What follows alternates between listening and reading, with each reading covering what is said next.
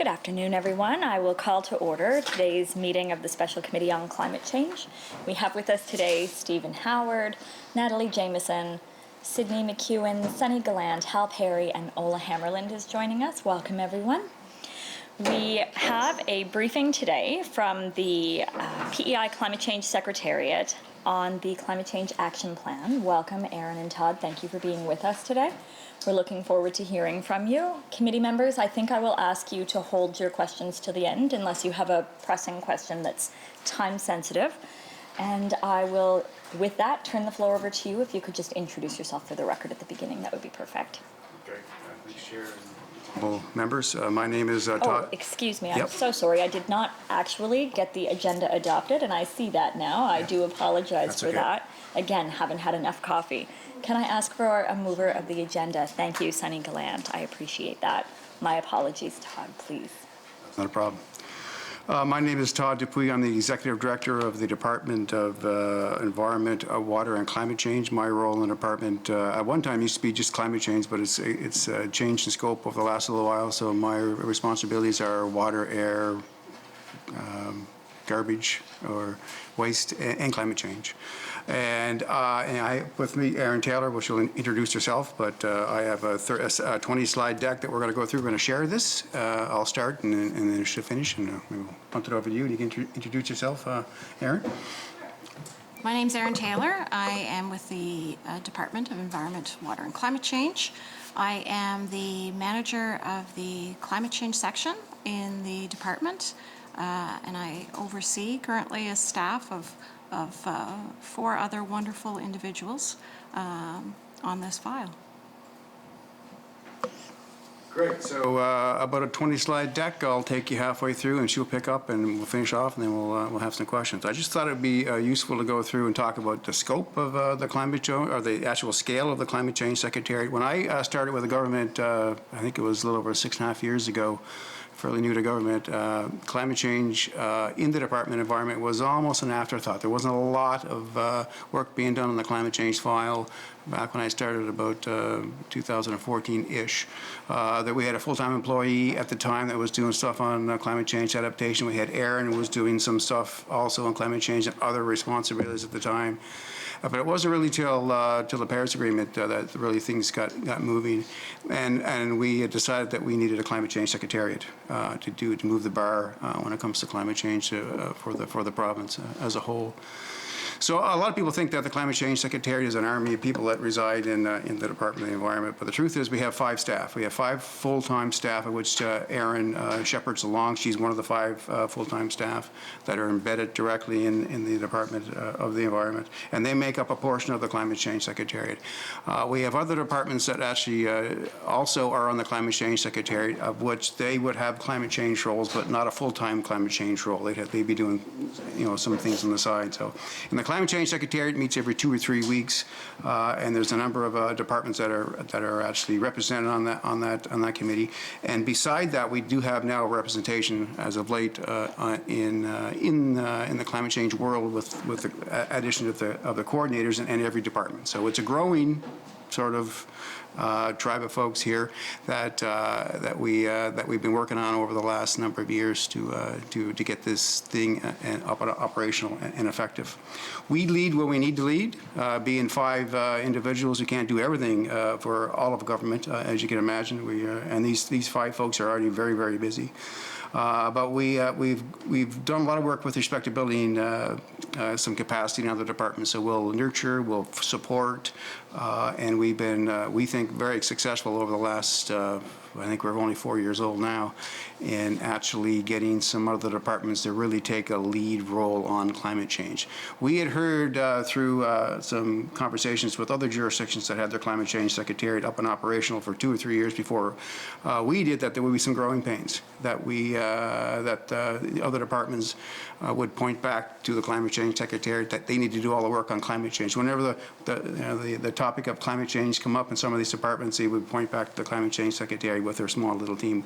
We knew that wasn't going to work with our small team. We knew that we would have to build capacity in other departments and have them take the lead going forward. And we're happy to say that we're seeing a lot of that as of today. There's quite a difference in the last 2 years with respect to other departments, and instead of them pointing back to us and saying that's our job, they're taking the lead, and we're happy to support them when they do that. The Climate Change Action Plan is a document that we published in 2018. It's a 5-year plan. We're about halfway through. When we put the plan together, we had a different 2030 target, and we didn't have a 2040 target. So there is that. And the fact that we're halfway through, we would normally look at it and start thinking about what the next version is going to look at. But the fact that we have a new 2030 target and a new 2040 target, we're probably going to be looking very hard at this and whether make some decisions going forward, whether we do a revamp early in this one or not, or we're waiting to hear back for some public consultations that TIE is holding on the 2040 target, and when we get some input back from the public, we'll likely all work together on deciding whether we revamp this document early, or we have a new document that takes us up to 2030, but we'll have to make the decision going forward. There's 32 action items in that document, and we're happy to report that about 90% of them are actually underway or are completed. And if you look at our new 2030 target, we are almost halfway there, which is good news. And if you look at what we call the army of people now, when I first came, we went from 1.5 folks to about 120 people that are actually helping us, at least 120 people that are helping us with respect to the climate change file here, inside and outside of government. So the team is growing at leaps and bounds, and the credit needs to go to Aaron and company that have reached out and nurtured those relationships, and we have everybody, we think, for the most part, rowing in the right direction. If you look at our emissions profile, these are the latest numbers on the left, which is the 2018 emission profile numbers. Remember that the feds do the emission profile for us. They give us the numbers. They're usually 2 years late. These are the most up-to-date ones. There's not too much of a change over the last year, but note that, of course, transportation is our biggest emitter, and that's no surprise. You folks would already know that. Agriculture is fairly big, about 1/4 of our emissions. Buildings, about 1/5 of our emissions. But if you look on the right side, if you break it down into the top 5 actual emitters, you'll notice that the cars that we drive, our personal vehicles that we drive to work and drive to grocery stores, account for about 27% of the emissions in the province. So even though the transport sector emits 44% of our emissions, if you look at the cars that we drive, the personal cars, it's 27%. And if you look at... Can I jump in for a second, yes. Todd? I promised I wasn't going to do this, but I'm just wondering if I can get clarification that the additional remaining gap is all freight. Is that about right for transportation? It would be freight and other vehicles. So there would be other passenger vehicles like buses, airplanes that move people that would be considered passenger vehicles. Those aren't included in that number. There would be entities that move freight, so that could include transport trucks. It could also include marine vessels, and it could also include commercial airplanes and things that are moving freight from place to place. And then there are recreational vehicles. So you have your snowmobiles and your ATVs and things like that that fall into a separate category. So all of those others, the freight and the other passenger vehicles that I mentioned along with the recreational vehicles, aren't included in that number. Thank you. Apologies.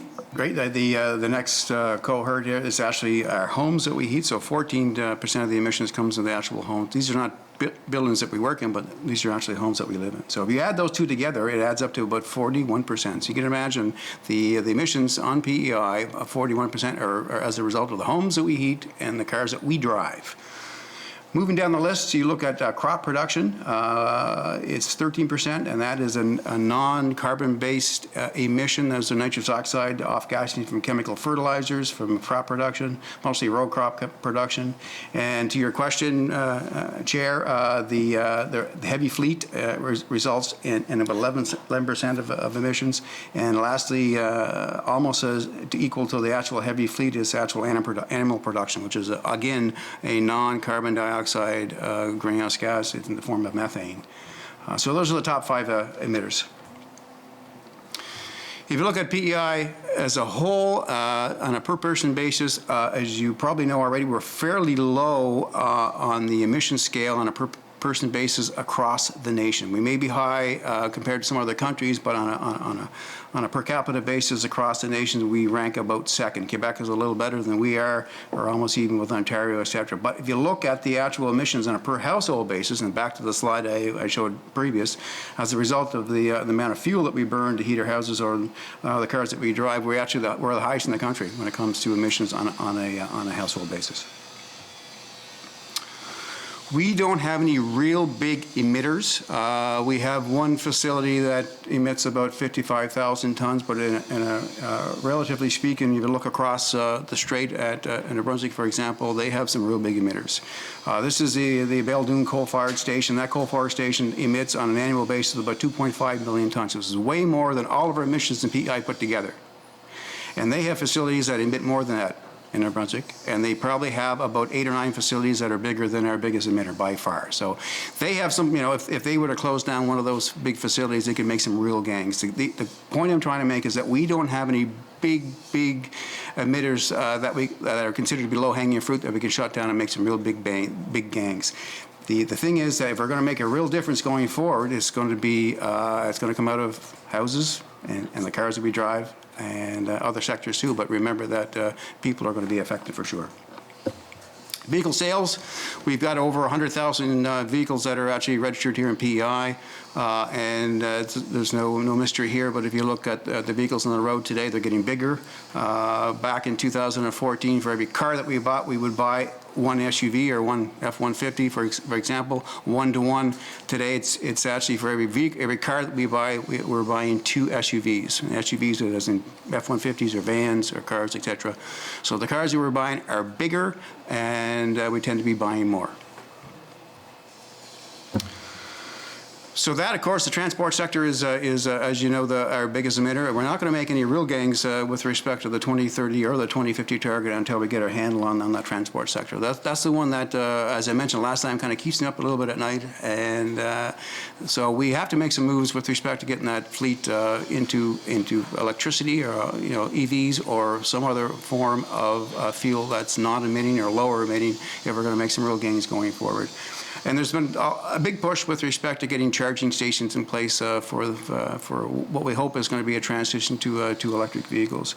And as you probably know, we've got 6 fast chargers in place in PEI, and they accompanied 6 Type 2 chargers. We have with that package, another 6 Type 2s going in shortly. We've got a number of applications into NRCan, the federal government, for a bunch of more Type 2 chargers. We have a package that was being led by Maritime Electric in cooperation with municipalities and with our department for 50 new chargers. We're hoping to hear about that soon. They'll be spread around PEI.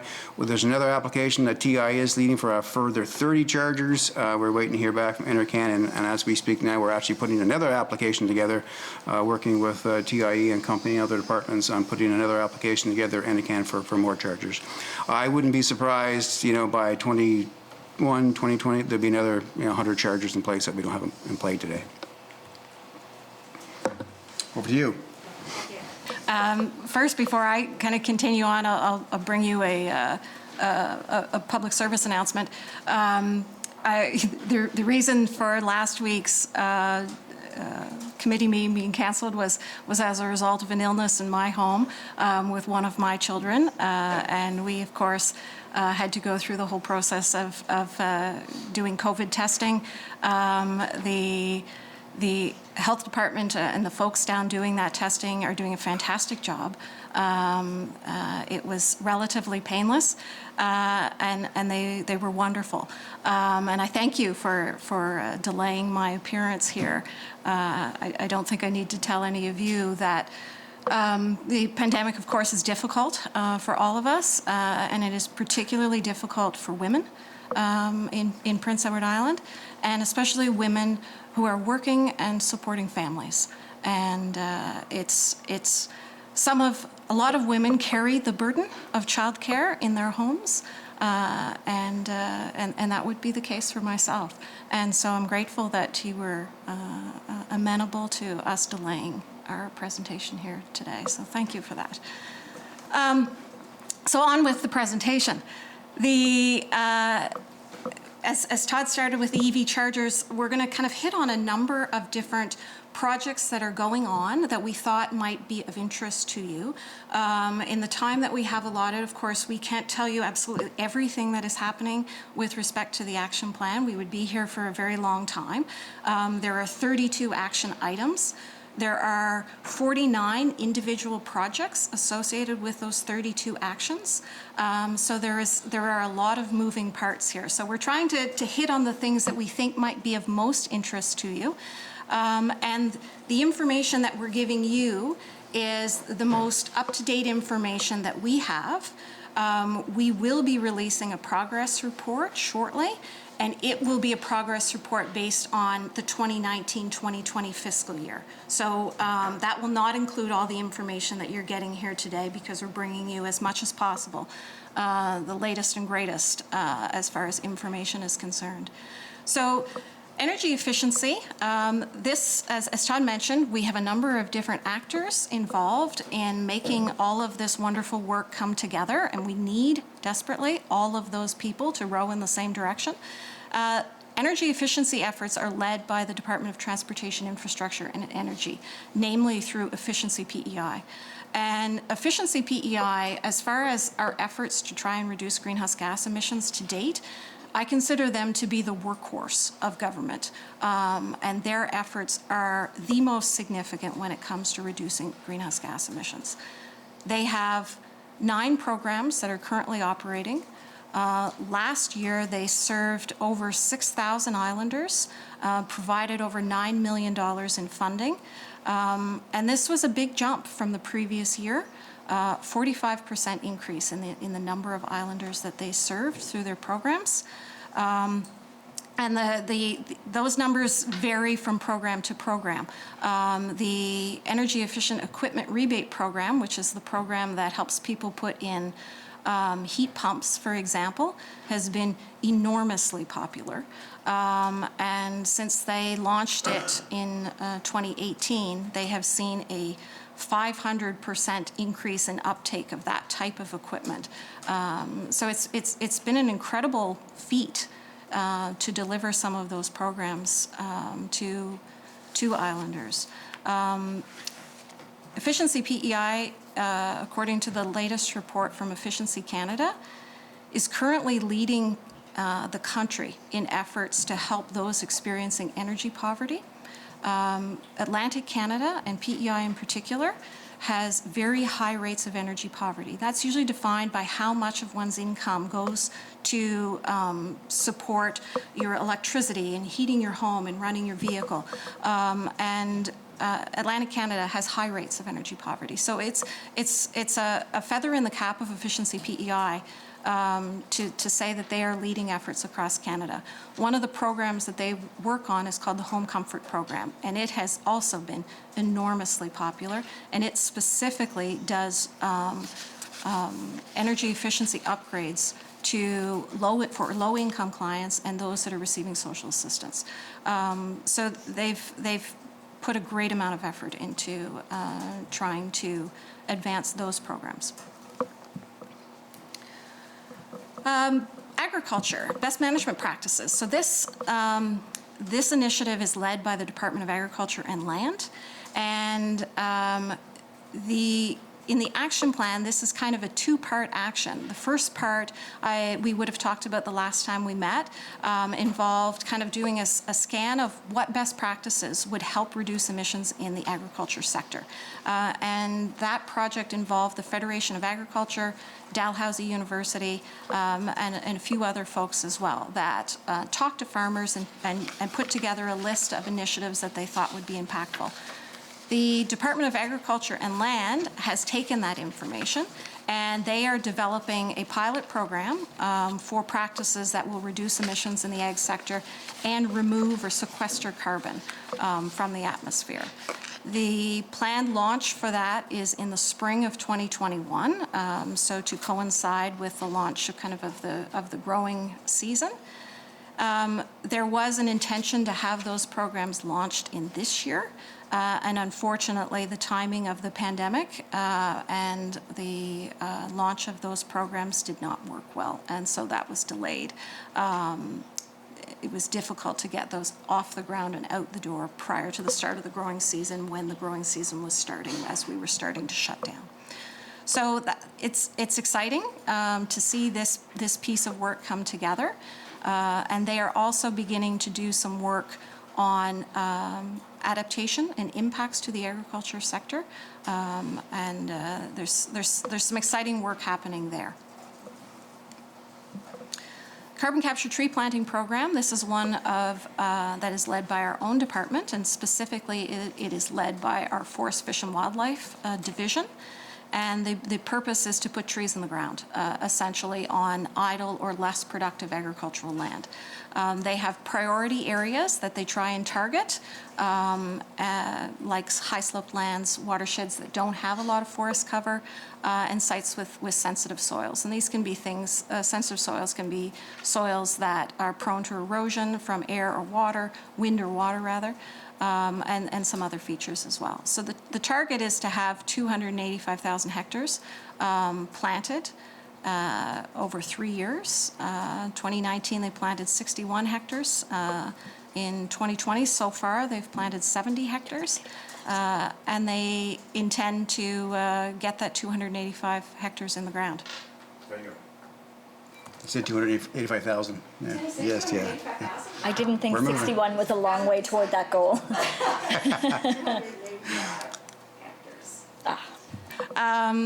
The Climate Challenge Fund. This is a new initiative being led by our department. It doesn't appear in the Climate Change Action Plan, but we are hoping that it will help address some of the actions in the action plan. We launched it on October 19th. It's $1 million fund per year. We're looking for projects and proposals from a wide variety of folks, and providing support up to a maximum of $100,000 per project. At a minimum, that means we can have 10 projects in play at any one time. We are looking for projects across all 5 themes of the action plan, so adaptation, mitigation, sequestration, education, and research. And the deadline for proposals for that program is November 30th, the end of this month. We're excited about the opportunities there to have people come to us with ideas about things that they want to see happen, and that they're willing to participate in. So we think it's going to be exciting. And so we've been having conversations to date with a number of different groups on what those projects and those proposals could look like. Risk assessment. This is one of the pieces of work that we would have mentioned the last time we were here. We were in the process of planning this work. And at that time, we would have told you that we were getting together getting a request for proposals together to go out and find someone to help us do this work.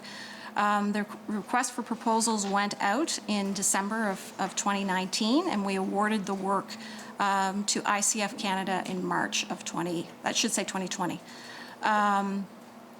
To date, we've been working on putting an assessment framework together.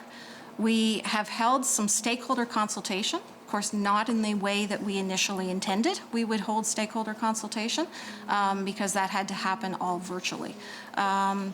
We are in the midst of drafting chapters on each of the hazards that we are working on, estimating what the risk is with each of those hazards. And then we plan to go out and do some stakeholder and expert interviews and consultations again on those pieces of work. The risk assessment work is intended to be complete by June of 2021. And we intend to use the information gathered from that process to help us inform what the next phase of an action plan could look like, and what areas we will want to target for adaptation-related activities going forward to minimize as much as possible the impact of climate change on Prince Edward Island. It is a high-level risk assessment that is intended to look at, in a broad stroke kind of way at a variety of different sectors, and in some sectors that we haven't looked at before with any kind of level of detail. So our efforts to date have focused almost exclusively on coastal-related risks, and we're excited about the possibility of looking more broadly and being able to compare one risk to the other to see which areas we need to focus on. So health, for example, will be part of this discussion, so will agriculture, so will social services and development, and the economy, of course, and fisheries, aquaculture, tourism, those types of things. So it will be a high-level piece of information to guide future work. This type of work, risk assessment work, is never work that is done. It is always work that has to continue, and going forward as information changes, as we learn more information about where there could be issues, as sectors grow and become more important to us in our economy. So this is an iterative process. When we finish this, we'll be excited to have it done in June, and then we'll start talking about what the next phase of this looks like. Coastal hazard information. We have acquired new information on coastal flood hazard. As I said before, a lot of our focus to date has been focused on this coastal area, so we have new information on coastal flood. And we're happy to tell people that islanders are using this information. They're requesting this information, and they're using this information to make decisions. We have a free coastal erosion and flood risk assessment that's available online. Anyone can request information about their property on erosion and flood, and we provide that information. And the number of requests that we have seen year over year is doubling. We expect that it will continue or even be more than that for 2020, 2021. And that's exciting for us. We want islanders to have that information in their hand to make the best decisions possible. We're also using this information and incorporating it into environmental impact assessments, subdivision and public infrastructure development. So those are things that we have been invited into the tent to participate in, and this is part of what we bring to the table and say, here is the information that we want you to consider in this process. Climate Sense. This is a partnership we have with University of Prince Edward Island. UPEI leads and we support for this particular project, and it involves helping professionals, both new and existing professionals, incorporate climate change into the work that they do on a day-to-day basis. And there are so many different kinds of professionals that work in climate change. They may not know it, they may not call it that, but they work in that area. So just to give you an example, and I'll highlight it later as well, was doing an interview with an employment journal or an employment publication this summer. Both UPEI and I we were talking about Climate Sense, and we were talking about some of the professionals that are working in this sphere, and I talked specifically about dietitians who may not be at the top of the list of folks that you think they're doing climate change related work, but they are. The climate change will impact both the quality of food that's produced and the nutritional value of that product. We also have issues with respect to food security, access to good, affordable, nutritional food. That involves dietitians. We also have a problem with food waste as it generates greenhouse gas emissions. So we are looking at all ranges of professionals. It is not just some of them that you might typically think of, like the engineers who are building roads and bridges and things like that, or the planners that are helping design communities. It is a full suite of folks that are working in a professional capacity. So this program provides training. We put on a number of courses, and so last year we had 250 professionals participate in training that was put on. We had 12 courses that we offered last year, and we have more courses that are being offered this year. COVID, of course, presented a hiccup to us in this program, as you might imagine. The idea of doing in-person training, which had been what we had been doing before, suddenly became untenable. And so we began to look at online delivery of courses, and that is where we have landed. And we're also partnering with other entities across the country who are offering online courses. The latest one that we are trying to promote is actually an engineering-related one. It's being put on by the Climate Risk Institute, and it's a public vulnerability infrastructure assessment course for engineers, and Climate Sense is helping to subsidize the cost of engineers in PEI to take that course. We also have, go back. Thank you. We also have an internship program. This is targeting new professionals, so recent graduates that are just coming into their careers.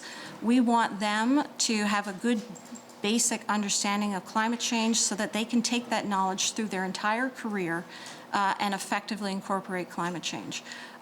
We have 12 organizations that we are partnering with to host interns that will, most of those internships will begin in January of 2021. We're in the process now of starting to evaluate applications that we've received. There will be interviews to come, and then those placements will start in the new year. That was also a part of the program that was interrupted by COVID last year. We were in the middle of job interviews for the internship program when COVID hit, and we had to cancel what we had done to date. We had some applicants that were coming from outside the Atlantic bubble. We didn't even have an Atlantic bubble at that point. And so we had to put pause on that and relaunch it this fall. Climate change coordinators, as Todd talked about earlier, part of my goal in the role that I serve in government has been to build this army of people, knowing how big this issue is, how important it is that we take action, and that it was going to require so many people to work on this in order to make progress. And so we have slowly, quietly been building this tribe of people from within government and outside government to be what we call our champions for this topic. And last year, I believe it was last year, the Premier announced that there was going to be coordinators in each of the departments. So we have coordinators appointed now in each of the departments. And in fact, some of the departments have more than one coordinator because they have topics that just one person cannot fully serve by themselves. So there are 13 climate change coordinators across government. We have added them to the tribe of champions that we have. We're working with them now to help their departments apply a climate lens to decision making. We're doing some peer-to-peer learning and also supporting learning for them in other venues, like with the Climate Sense program or with other learning opportunities that relate to their specific mandates. And as well helping, getting them to feed back information on what training opportunities are important in their departments. So not just to reach to them, but to reach more broadly to their colleagues in that department. Public education. I've put this as a lead, but as again, this is not something that we undertake by ourselves. Others undertake public education on climate change, and we're so happy to have them do that. We have a website, Take Charge for Climate Change, social media accounts associated with that, where we're promoting information on climate change through those forums. Last year, we ran a number of different campaigns on home flood risk assessment, on preparing your home for the winter heating season. That was in partnership with Efficiency PEI. We promoted the work that you folks were doing on the sessions that you were having and inviting folks to come and participate as you traveled kind of across the island to get people's perspectives. And our most recent public education was a partnership between the City of Charlottetown and the Island Waste Management Corporation. And that was around Waste Reduction Week, which was October 19th to the 25th. And our interest in particular was on raising awareness on the issue of food waste.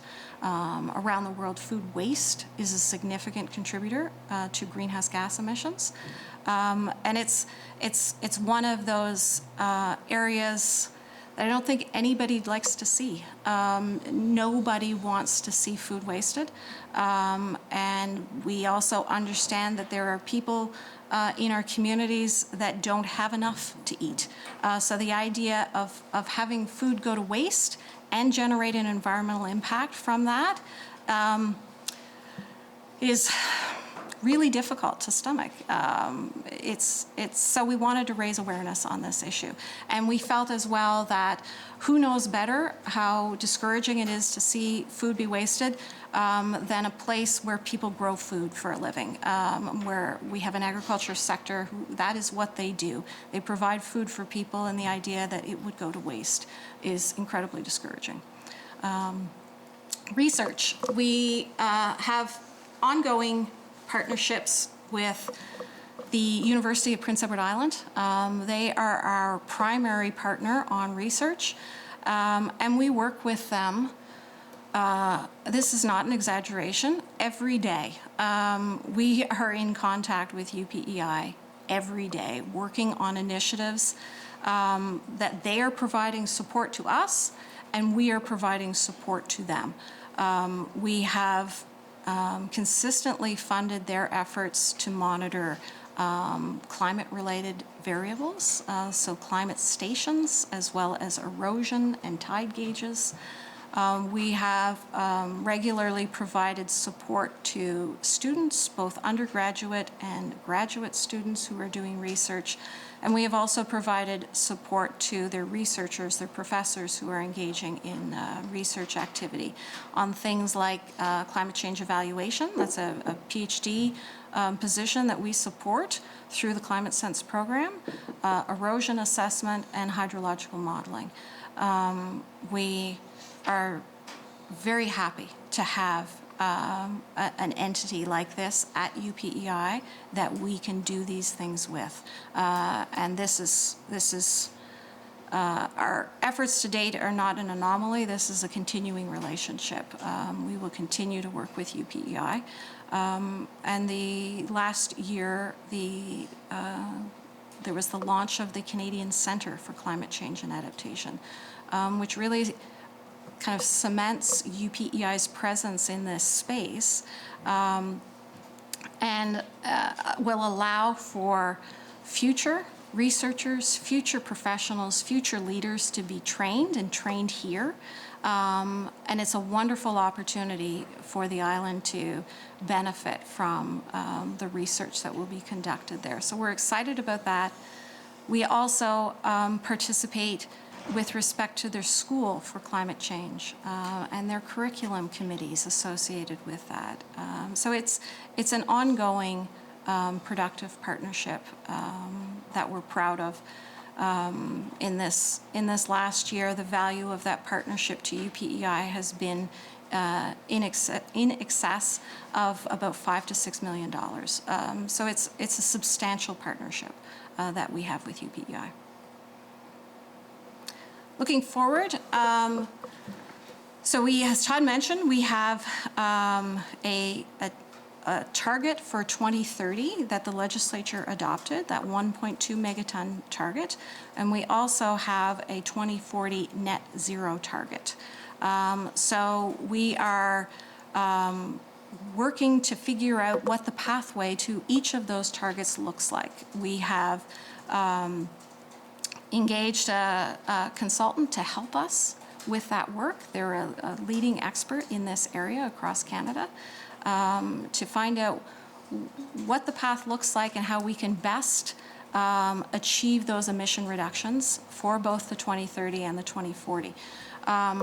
The Climate Change Action Plan, as Todd mentioned, is a 5-year plan that ends in 2023. And we intended that at the expiration of that 2023 document, there would be a new plan that would take us to 2030. The process for putting a new plan together tends to, in ideal circumstances, tends to be a process that involves lots of public engagement. It gives us lots of time to explore activities in other jurisdictions, and we typically start that process 2 years in advance of releasing an action plan. And so 2021 was, in my plans at least, the year in which we would start crafting the follow-up to our existing climate change action plan. Which is why we were doing the work associated with assessing that pathway to 2030, that 1.2 megaton target, given that it was a target that came after the action plan was initiated. And now with a new 2040 target, we've got a new metric there in place to shoot towards. We'll be assessing what the areas where there are potential opportunities for reductions, and then exploring what can be achieved with specific policy actions in each of those areas. The initial phase of that project will conclude in January of 2021. We're happy to share the information with this committee to help you come up with the recommendations that you will put forward to the legislature based on the conversations that you've had as well. The progress report, we're looking at November, December for the release of the next progress report. As I said, that will cover the 2019-2020 timeframe rather than everything up to date that you've gotten from us today. Next slide there, Todd. And I think that's it. Fantastic. Thank you so much. I will look to the committee for questions. First on my list is Steve. Thank you, Chair. One of your early slides had vehicle sales being shown, the cars and SUVs, and quite a divergence that occurs right around 2013. I was just wondering if we've looked into or have any information as to why that divergence might have started and that trend carried on to today. Was there something that changed back in 2013? It is a trend across the country. If you look across the nation, it is identical in the rest of Canada. For every vehicle, every car that we buy, we're buying 2 SUVs today. So we're not any different than the rest of the country. I can't really speak to why. If you talk to dealerships, they'll tell you that people are gravitating to bigger cars because they're older and they don't want to get out of a low-laying car. You know, getting out of a Honda Civic's pretty low. Getting out of an SUV is a lot easier. There may be more disposable income around, but it is not a trend that's any different than the rest of the country, but I can't really put my finger on what's happening. I can tell you that, manufacturers are moving away from cars building. I mean, they've made, some of the manufacturers have made statements that they're not going to build cars anymore. Ford is one. They're going to build crossovers and SUVs going forward, but there won't be the same amount of cars on a lot of cars as we define cars going forward. So the trend is bigger vehicles, SUVs, half tons, and vans, and we're moving away from cars. I can't really explain why that's happening, but it's certainly not a trend that's any different than the rest of the country. Steve. Thank you, Chair. That's fair enough. We also saw that, I can't remember the exact numbers, but we're 40-some% of the way to our target for 2030 as it stands today. And I was just wondering if we knew how much it cost for us to get that far along in our target.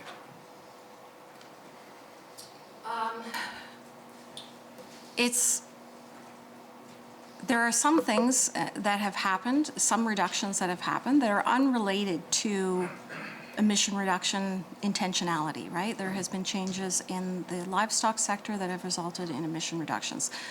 So we can't say with any certainty that the total amount of reductions that we have achieved over that period is related to a specific price tag or program or things like that.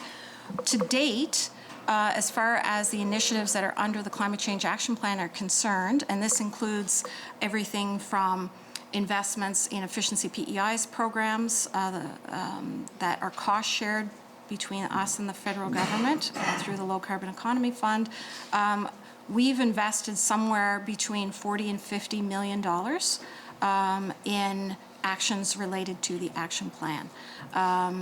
Like I said, that is not necessarily all $40 to $50 million worth of provincial funds that have gone in there. There are federal programs that are providing assistance to those programs as well. But that's, at the present time, we're floating in that territory as far as the cost associated with the specific action items underway. Steve. Thank you, Chair. And over what time frame would that 40 or 50 million be? That would be from 2018 onward. Steve. Thank you, Chair. So has there been any directive to, we have the Climate Change Challenge Fund there, $1 million a year. In the earlier part of your presentation, we saw that it's pretty much all transportation and home heating or the largest sections. Is there any directive within that program to focus on those kinds of initiatives that are going to give us the most impact and get us further towards our goals? The fund is, mitigation is not the only intention of the fund. I guess that's where I would start and say. The fund, as I said, is intended to make progress on all 5 areas of the action plan, with mitigation being one of those areas of focus. There are a number of funding programs in place that are targeting emission reductions. So with the suite of programs through efficiency PEI, for example, with the efforts that are being made with respect to public charging, those types of initiatives, there are some existing pots of money for mitigation. The intention of the fund is that we would see projects spread across all 5 areas. There's not a specific amount that is carved out for mitigation-related activities, but what we will see when we get proposals, we can't predict, but our intention is to try and see projects in all of those areas. Steve. Thank you, Chair. You had mentioned public consultations are going on right now from transportation infrastructure and energy related to this plan. Could you tell me a little bit more about that consultation process? What exactly is that? Is that their Electric Power Act and Renewable Energy Act consultations? Just wondering exactly what we're referring to there. That was happening earlier this year. They have announced intentions to have discussions with islanders about the new 2030 target that they've established, the net zero energy target that they have established, as well as the 2040 net zero greenhouse gas emissions target. So I believe there was supposed to be a session last week. I think it was supposed to follow our appearance here. I believe it was a Thursday evening, early supper time-ish kind of session, and another one. And I believe those have now since been delayed as a result of Minister Meyer's personal commitments. Steve. Thank you, Chair. There was a letter that we received here from Climate Change Secretariat, and we had asked for some abatement costs and the like. And it really puzzled me when I saw that we had a lot of negative abatement costs on there. So I was just wondering what methodology went into creating all these wonderful negative abatement costs. It seems like it would cost nothing for us to achieve our goals. In fact, we'd be making money. And that is what a negative abatement cost means. And energy efficiency is typically, those programs typically are a negative abatement cost. And I just want to make a distinction between 2 different kinds of things, because I think there is some confusion about carbon abatement costs and fully costed recommendations. So carbon abatement costs, when you do a calculation for carbon abatement costs, and there's 2 different ways to go about coming up with these information. There is a calculation, which is not the preferred way, but is what I use to provide that information to you. And then there is modeling that involves economic modeling as well as modeling related to technologies and greenhouse gas emission potentials. So the calculation that I did for that letter, basically what you do is for any particular initiative, and perhaps it would be helpful to give a specific example so that we can make this a little realer because we're talking about things that are kind of abstract.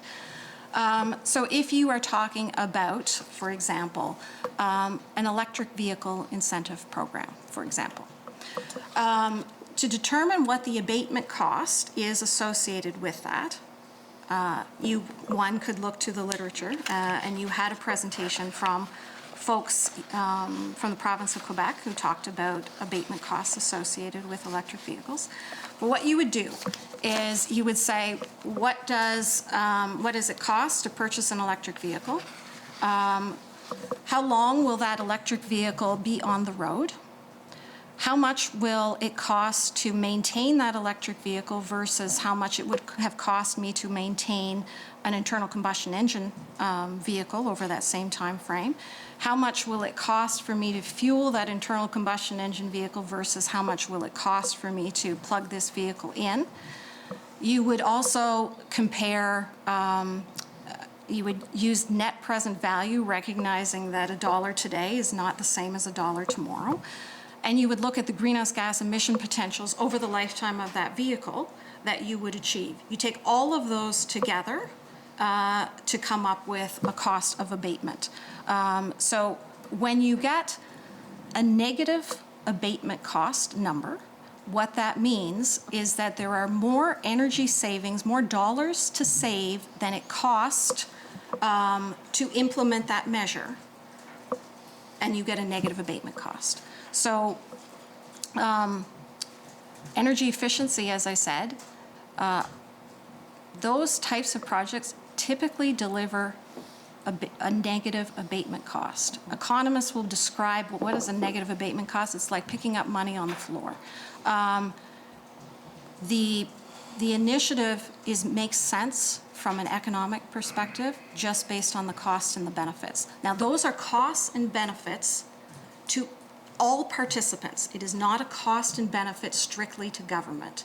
It is everyone who is participating in this initiative. It is the cost and the benefits associated to everyone.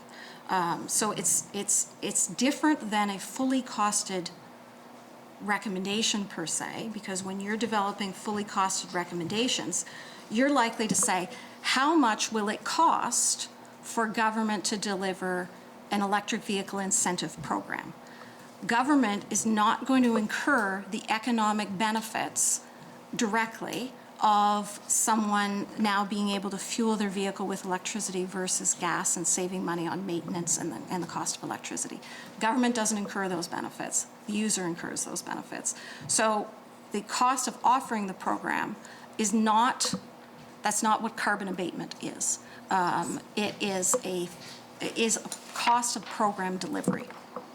So I have to interject on that, Erin. We have been looking into carbon abatement costs for some time now, and I can tell you that Kenneth Gillingham is an associate professor of economics at Yale, and he describes carbon abatement costs as calculating the upfront costs for government. He says, for example, suppose a government spends $20 million to promote the development of a wind farm to generate electricity, reducing emissions by 1 million tons.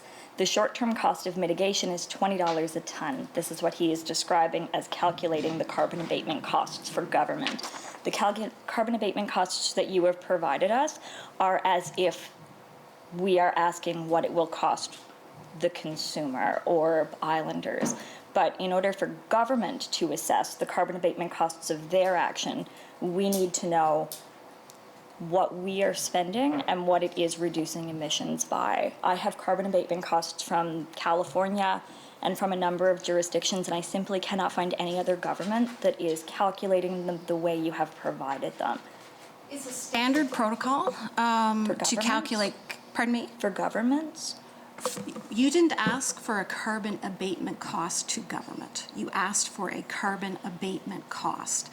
And typically, a carbon abatement cost allows someone to compare one policy to another, right? It compares a whole suite of policies so that one can make a decision about which policy should I pursue, right? Which are the most cost-effective, which are the most beneficial to the place where you're offering these benefits, right?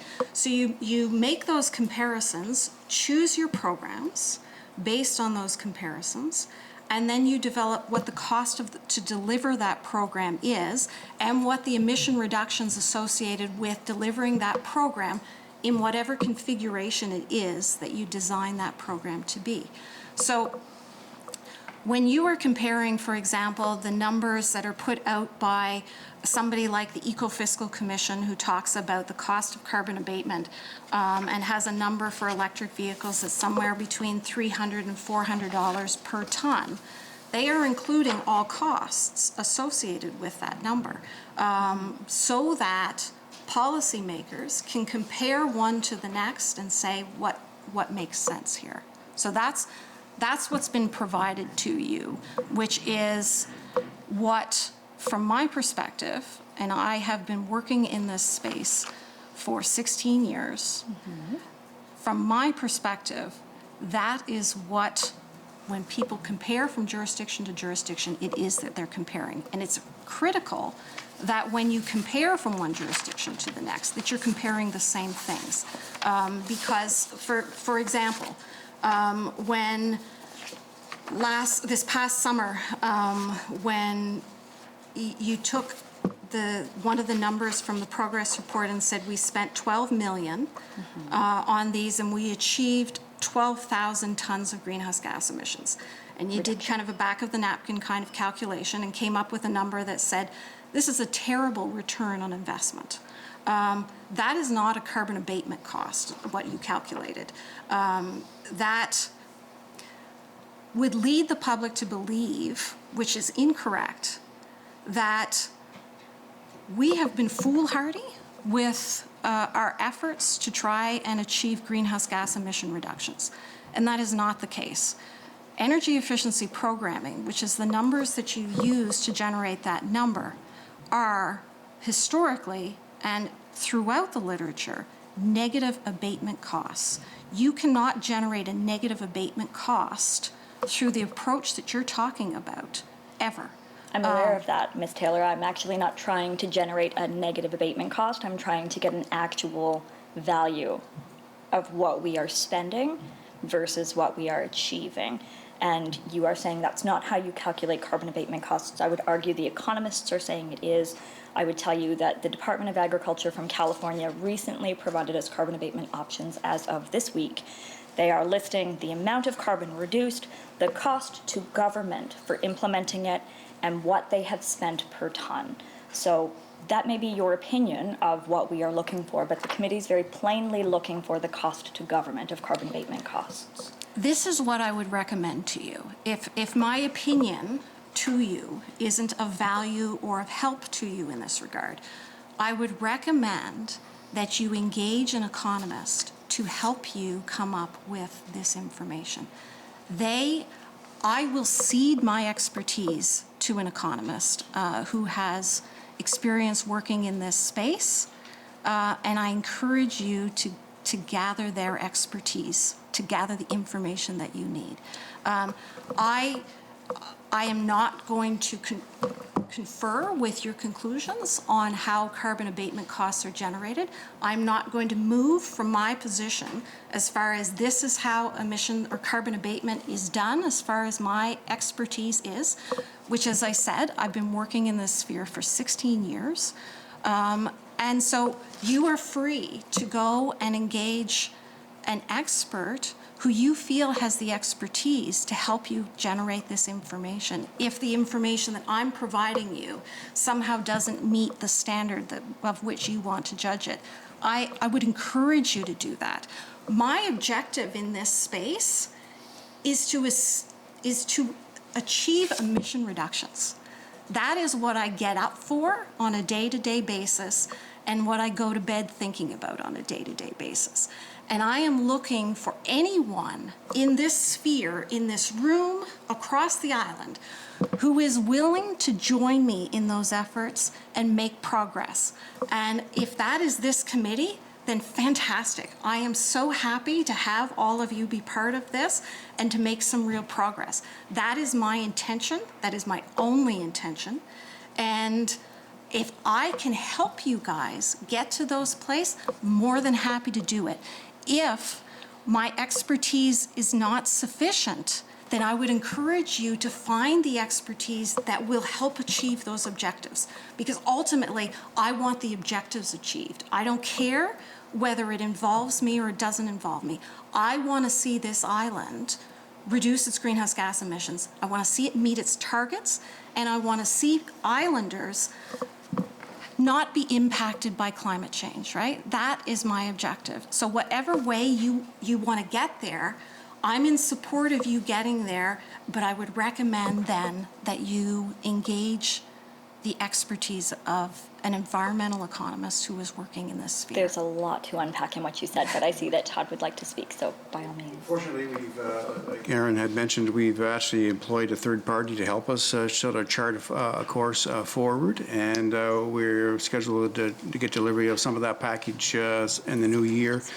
They are, of course, very adept, can really do carbon abatement prices. That's what they do. They do a carbon abatement work, and they actually assess programs. If the committee were to come back with program designs, right, and they need to have some details around program designs. It has to be not just you want to purchase an incentive for an electric car, you have to, how many cars, how big, and they will actually run numbers for us and come back with the cost associated and an associated greenhouse gas reductions number. So if the committee comes back with programs, we can help you actually figure out the cost and the greenhouse gas emissions reductions, but we need to have some detail with respect to the programs. But will you be calculating it the way that Ms. Taylor did, in which we come back with negative numbers, or will you be calculating it? It won't be me, it'll be Navius. The group that actually does the work, so whatever, they're professionals, and so it'll be the way they do it. It won't be us. But the committee's not looking for the net benefit to the province as a whole while we're looking at the carbon abatement costs. Right. We're certainly interested in those benefits. Right. And I would not say that a high carbon abatement cost is the winner or loser metric we're going to use to determine whether or not we should pursue a specific program. It's one of many factors that we believe we need to consider. Societal benefit, income assistance, helping people who are living in poverty, all kinds of things have to fit together. But if we are coming back with negative abatement costs, it looks like we've spent X amount of money and we've earned $3,000 per ton that we've avoided. So based on that, the province has earned $18 million from your efforts.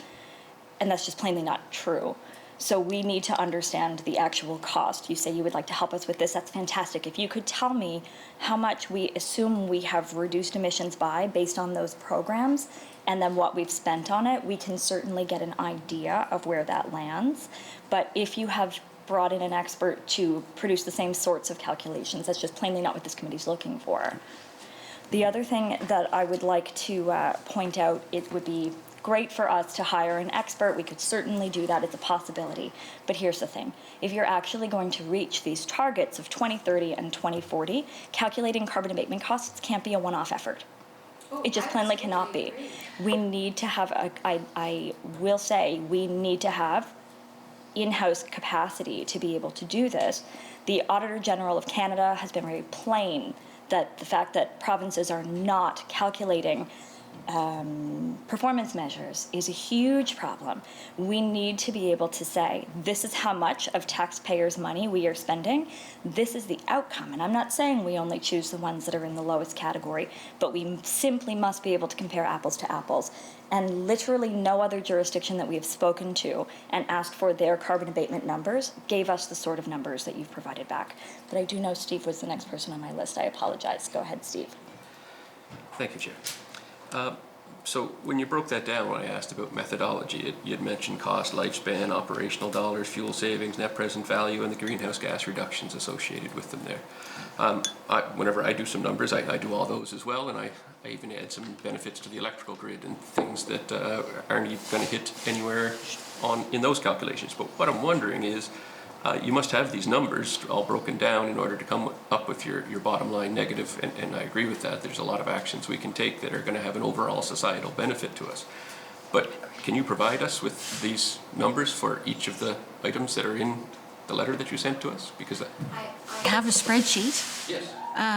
that I'm willing to share to show you the inputs to the variety of things that result in those numbers. Yeah, I'm happy to share that. You guys can have a look. Yeah. Steve. Excellent. Yes, please do. And might have a few things to add to it as well that'll make it even more of a rosy picture in the end when you look at the benefit to society. The challenge with doing carbon cost of abatement calculations rather than models is it is a bit limiting in that it's difficult to include things that, one, change over time. So if you were doing something associated with electric vehicles, of course, the cost of an electric vehicle is going to diminish over time as the technology advances. So there's a certain curve associated with the technology and the cost of it going forward. You can only capture that in an abatement cost when you're using a model to develop those types of information.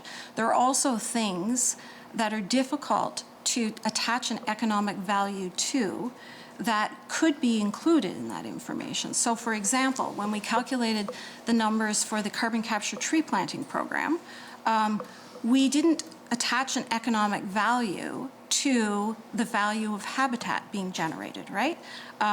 Because there's no simple way to do that kind of piece. So there are elements that get left out of those calculations that could be benefits, they could be negatives as well, but the information that I've given you is the ones that are easiest to identify and calculate to include in those types of calculations. Steve? Very good. Yeah, I agree. And I mean, this committee has put forward the recommendation that we include the social cost of carbon as well in those kinds of factors. So there are definitely more things to consider there, and I look forward to seeing where you develop those numbers from. The Climate Sense program that we have that's going to be doing some training and getting folks ready for this kind of transition. I'm a firm believer that this must be a just transition, and I heard you say early on in this presentation that women have been disproportionately impacted by what's going on here, and some other industries, not just women, have been disproportionate. I think of aerospace is what comes to mind, and I'm just wondering if there's been any lens applied to that we're going to make sure that we take these folks along who have been impacted more impacted than other sectors are. We've had some lengthy conversations about social equity, racial equity, over the course of the last 9 months. All of us have been sitting and watching what first erupted in the US with the death of George Floyd. And it's been a conversation that's been happening to a certain extent in climate change realms for a number of years. There is a recognition that climate change will disproportionately impact peoples that are already vulnerable for other reasons. That includes racialized communities. It includes economically disadvantaged people. It includes women, children, the elderly. There is a wide variety of people that are already experiencing the impacts of climate change. And we do not want to make those impacts, we don't want to exacerbate those impacts. We want to actually remedy those impacts. We want to ensure that those vulnerable populations, those vulnerable people are protected. And so we've had this conversation within my own section. We've also had it with UPEI and the Climate Sense program in particular. We've talked about wanting to make the Climate Sense program an anti-racist program and one that is socially just. We've talked about the kinds of offerings that we might provide, how we provide those offerings, how we provide them advantages certain people over others. We've talked about a number of those things, and we're taking steps to try and do this piece better. So with respect to the internships, when we went out looking for host organizations, we made it clear to host organizations that social and racial equity was very important to us in the program, that all of the projects that are pursued as a result of the internships will have a social and racial equity lens applied to them, and that will be part of the work that those individuals do. We also wanted to make sure that we were reaching out to potential hosts that we thought could benefit from something like this. So we took effort to reach out to the Indigenous community to try and encourage them to apply and be part of this program. We took efforts to reach out to organizations associated with that serve women exclusively, that serve the elderly, that serve racialized communities, and try and encourage them to be part of this program. We had some success in that. We have one of the interns will be going to Abatement First Nation. We're excited about that opportunity. We have an intern who is going to be working with an organization called Action Femme, which is a Francophone women's association that is looking to raise awareness and understanding of climate change amongst Francophone women. So we're excited about those small steps forward and recognize that there are many, many more steps to take in trying to ensure this type of just transition. In the Climate Change Challenge Fund, we took efforts in the program description as well to make it clear that we were interested in projects that addressed vulnerable populations and sought to remediate injustice and inequity. We are hopeful that we will see projects that take us up on that offer to try and advance work in that area. We want to be part of these efforts, and we want to recognize that the work that we do on a day-to-day basis in climate change, if we ignored this issue, we wouldn't be doing our work. This is a critical issue in the field of climate change, and we want to be part of the effort. Some of that has also involved educating ourselves about the issues, and that is a continuous process. We strive to continuously enhance our education. As a group, my section is just starting to do a course together. It's an online course through an organization called Coursera. It's free, look it up, and it's called Indigenous Canada. And it's a multi-week course on Indigenous peoples across Canada. We hope in taking some of those opportunities to learn more, to be aware of the bias that we may bring to the work that we do, unconscious or conscious, so that we don't perpetuate the inequities. So that's our intention. Steve. That was a wonderful answer. The 2040 consultant that you have hired to help you get to these targets, both 2030 net zero energy, our 2030 greenhouse gas emission target, and net zero by 2040. Who is that? Navius Research Inc. is the name of the organization. Steve? Thank you, Chair. And what is the timeline for them to give you these recommendations? What they are doing for us right now is they have an existing economic environmental model that they have patented. They are tuning the model to our circumstances based on the information that we've given them. They're going to identify with this model, once that model is tuned, they're going to identify where the potential is to reduce emissions to meet that 2030, that 1.2 megaton target, and to meet the net zero 2040 target. They're going to identify those pockets of opportunities, where they lie, what sectors they lie. That will be done in January of 2021. The next pocket of work then that needs to be done is to go back to them and say, if we enacted these types of programs and policies, how much of that potential would we achieve in each of those areas. And so each of those programs we'd have to go to them with a specific design in mind for them to adequately model what of that potential, what is achievable with this particular approach. Steve. Good. Excuse me, Chair. Sunny? This is out of my comfort zone, but I need to say this. This honourable member, this is about his 10th question, and there's other people on the committee. Could we please have our turn and ask some questions? Like, I know this is all important, but, you know, we could move around the room. You can come back to me, Chair. It's fine. Thank you.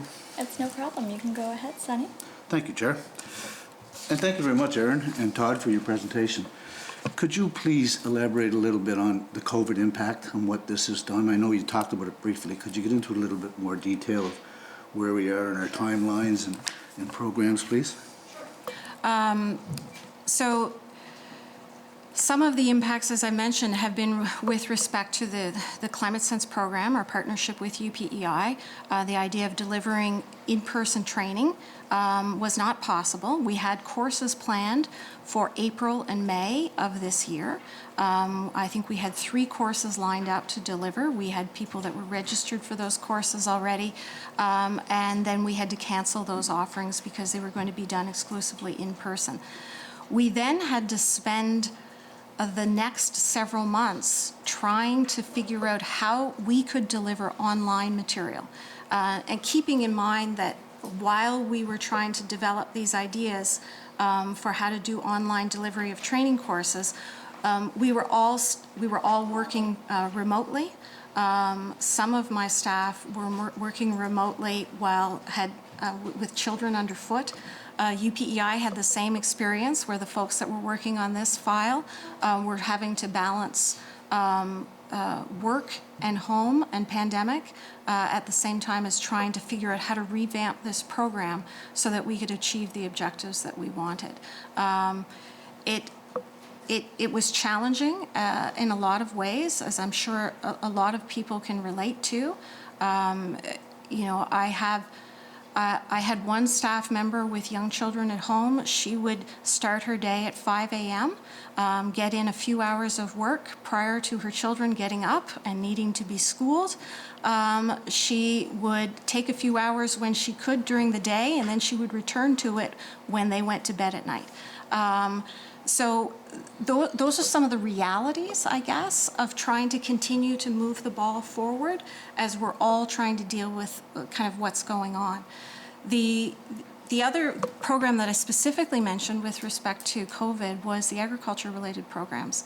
The idea with some of these programs is they really needed to launch in advance of the growing season starting so that farmers who were interested in pursuing some of these practices could incorporate them before they got a crop in the field, essentially. And with the pandemic and this coinciding, that didn't happen. And it wasn't seen as a great time to be launching new programs when the reality was farmers were struggling with the unknown of what their markets were going to look like, whether they were going to be able to have staff in the fields working for them, in their warehouses, in their offices, that kind of thing. So as a result, the decision was made to let's go next year with these when we have a better sense of what working in a pandemic looks like, when the agriculture sector has a better idea of what impacts the pandemic will have on them, their livelihood, the well-being of their families, and the economic return of the investment that they were putting in the ground this year. So those were the two, I think, primary COVID-related impacts that really forced us to shift and try and change what it was that we were doing or planning to do in a way that was respectful of the fact that people were struggling, we were struggling, and wanting to deliver on all these objectives. Sunny. Thank you, Chair. So as far as the energy equipment rebate, there was a backlog in that, and it was indicated in the media here a while back that that would be cleaned up. Was that another victim of COVID, or was that just an abundance of applications? I expect it's a combination of the two of them. As I said, they had a fantastic uptake in their programs, which is great if you're working in this field, right? You want to see that level of uptake and interest from the public, and it comes with growing pains, of course. Then throw in a pandemic. They were like most everyone else, where, you know, not everybody could be in the office, and you had to alternate who was in the office at any given time. So I expect that there were COVID-related implications associated with how they did their day-to-day business. But they're part of my role in trying to build an army is to champion other people and their efforts, and I will take every opportunity I can take to say what great work they do at Efficiency PEI and how hard they work to deliver on these programs. Nobody is more disappointed in seeing backlogs than they are. They want to see people take up these programs, and they want to see people receive their rebates and the benefits associated with them. Sunny.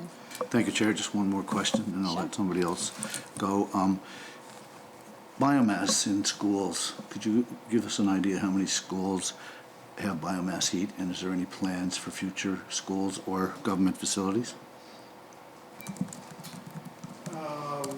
I don't have a figure off the top of my head. It's around 27 buildings, I believe, being serviced by maybe 20 units. I don't know how many schools that would be. There'd be other buildings other than schools in that mix, hospitals being one. But I will we'll talk to our friends in TIE and come back with a figure, exact figure on that one, because there are some fresh figures. I just they don't come to mind right away, but we'll get back to you on that one. Thank you, Chair. Thank you. Sydney. Thank you, Chair, and thank you, Todd and Aaron, for your presentation. I guess I'll go back to the start. Like, do you feel that the abatement costs are important to understand as one tool to get towards our goals, like 2030, 2040? The way that I would see using abatement costs would be if you have a number of different ideas for what programs and policies should be advanced. The way to compare one to the next is whether it's something that you should pursue or not. The carbon abatement information is helpful to help determine what is especially cost effective. As you said, it's not the only tool that one would use, because you may pursue something because it has such fantastic other co-benefits that you'd be like, we'd be crazy not to do this. We get some greenhouse gas emission reductions associated with it as well, but there's so many other benefits. So you would use it as one of the pieces of information to help evaluate what suite of policy or programs that you might advance. Then once you had identified kind of the suite of policies and programs that you were interested in, then you would start the process of trying to figure out what you think those specific programs and policies should look like, the details of them that will actually impact how much greenhouse gas emissions you could achieve with something like this. So going back to an EV incentive program, for example, what level of incentive do you provide? The number you choose, of course, impacts the cost of that program. If you provide a $5,000 incentive, it's a certain cost. If you provide a $10,000 incentive, it's something different. You may say that you want to vary the level of incentive based on other factors. You may decide that we want to make sure that other people or everyone has an opportunity to participate in this program. So you may scale the incentive with income, for example. You may offer a larger incentive to someone who has a lower income than you might offer to someone at the higher income scale. You may decide that, you run it for a certain period of time. That will influence the cost of that program overall. You may want to figure out when it is that that magical thing happens where EVs are now cost competitive with internal combustion engines. And you may say, I only want to run the program up until that point, because after that point, it's really not maybe good value for money for government. So you have to explore how you would actually design a particular initiative, because it will influence the cost of that initiative, and it will also influence the greenhouse gas emission reductions associated with it. One of the things that's challenging with EV incentive programs in particular is it can be difficult to estimate how many people anxiously waited for that EV incentive program to be launched, had already made a decision to purchase an EV and just and wanted to incur the benefit of the program, even though they likely would have purchased that EV anyway. We call those free riders. When you do this kind of analysis, you also want to consider the impact of free riders, because the greenhouse gas emissions associated with the actions they take should not be included in the overall greenhouse gas benefits for the program, because the program didn't influence their choice. It didn't result in them achieving those emission reductions. They had already made a choice. So those are some of the things that have to be thought about when designing some of these programs that can influence both the amount of greenhouse gas emission reductions you will achieve with that initiative and the cost of that program to government or whoever is administering that initiative. Sydney? Sure. Thank you, Erin. So you said it's to determine if it's cost effective. You know, going by the numbers that you provided us, it certainly looks incredibly cost effective. So why haven't we tripled, quadrupled our budgets on this for these programs that you had submitted to us? For example, the energy efficient equipment rebate. The programs that are being run through Efficiency PEI right now are being done in partnership with Environment and Climate Change Canada. So they are being partially funded by the Low Carbon Economy Fund, which is a fund that the Government of Canada made available, the Leadership Fund made available exclusively to provinces and territories to help fund these types of initiatives. If we were to increase the reach of those programs and the budget associated with those programs, it would most likely have to happen from provincial dollars alone, because the amount of money that is available through the Low Carbon Economy Fund has been allocated to that as already. If government wanted to reach, and from your perspective as a committee looking to make recommendations, I think energy efficiency is the first thing that should probably appear on your list of recommendations, because it is so cost effective, and there is potential to achieve more emission reductions there. It works well too with our desire to move towards low carbon energy sources as well. Generally, what you do first is achieve the emission reductions, and then you look at switching fuels. And so doing that work, which is really important work, helps to create a better foundation for the work of solar panels and other sources of zero carbon energy.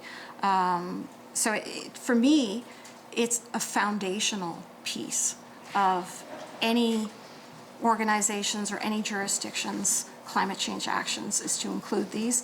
And it makes sense from my perspective to provide as much resource as possible to fund those types of initiatives, because they deliver such good value for money. Todd? Just to follow up on that, you know, when we signed an agreement with the federal government with the Low Carbon Economy Fund, we had programs in mind and we had program scope in mind, and the efficiency programs I can't remember, there's 9 or 10 of them, or maybe 11 or so. And some of those programs are 500% bigger than they anticipated, right? So the programs have grown by leaps and bounds, considered relative to what they anticipated out of the gate. So they're actually doing a lot more work than they anticipated, and it's costing more as a result. But some of the programs are so popular that their magnitudes bigger than they were when we anticipated 2 years ago. Home comfort being one, you know, the mini splits being another, and there are other programs that are, and that's part of the reason they're a little bit behind, because they have, you know, they have a limited staff over there, and they anticipated certain interest, and interest is much bigger in some programs, and so they're getting a little behind just because of the success of some of these programs. Thank you. Sydney. Thank you, Chair. Exactly.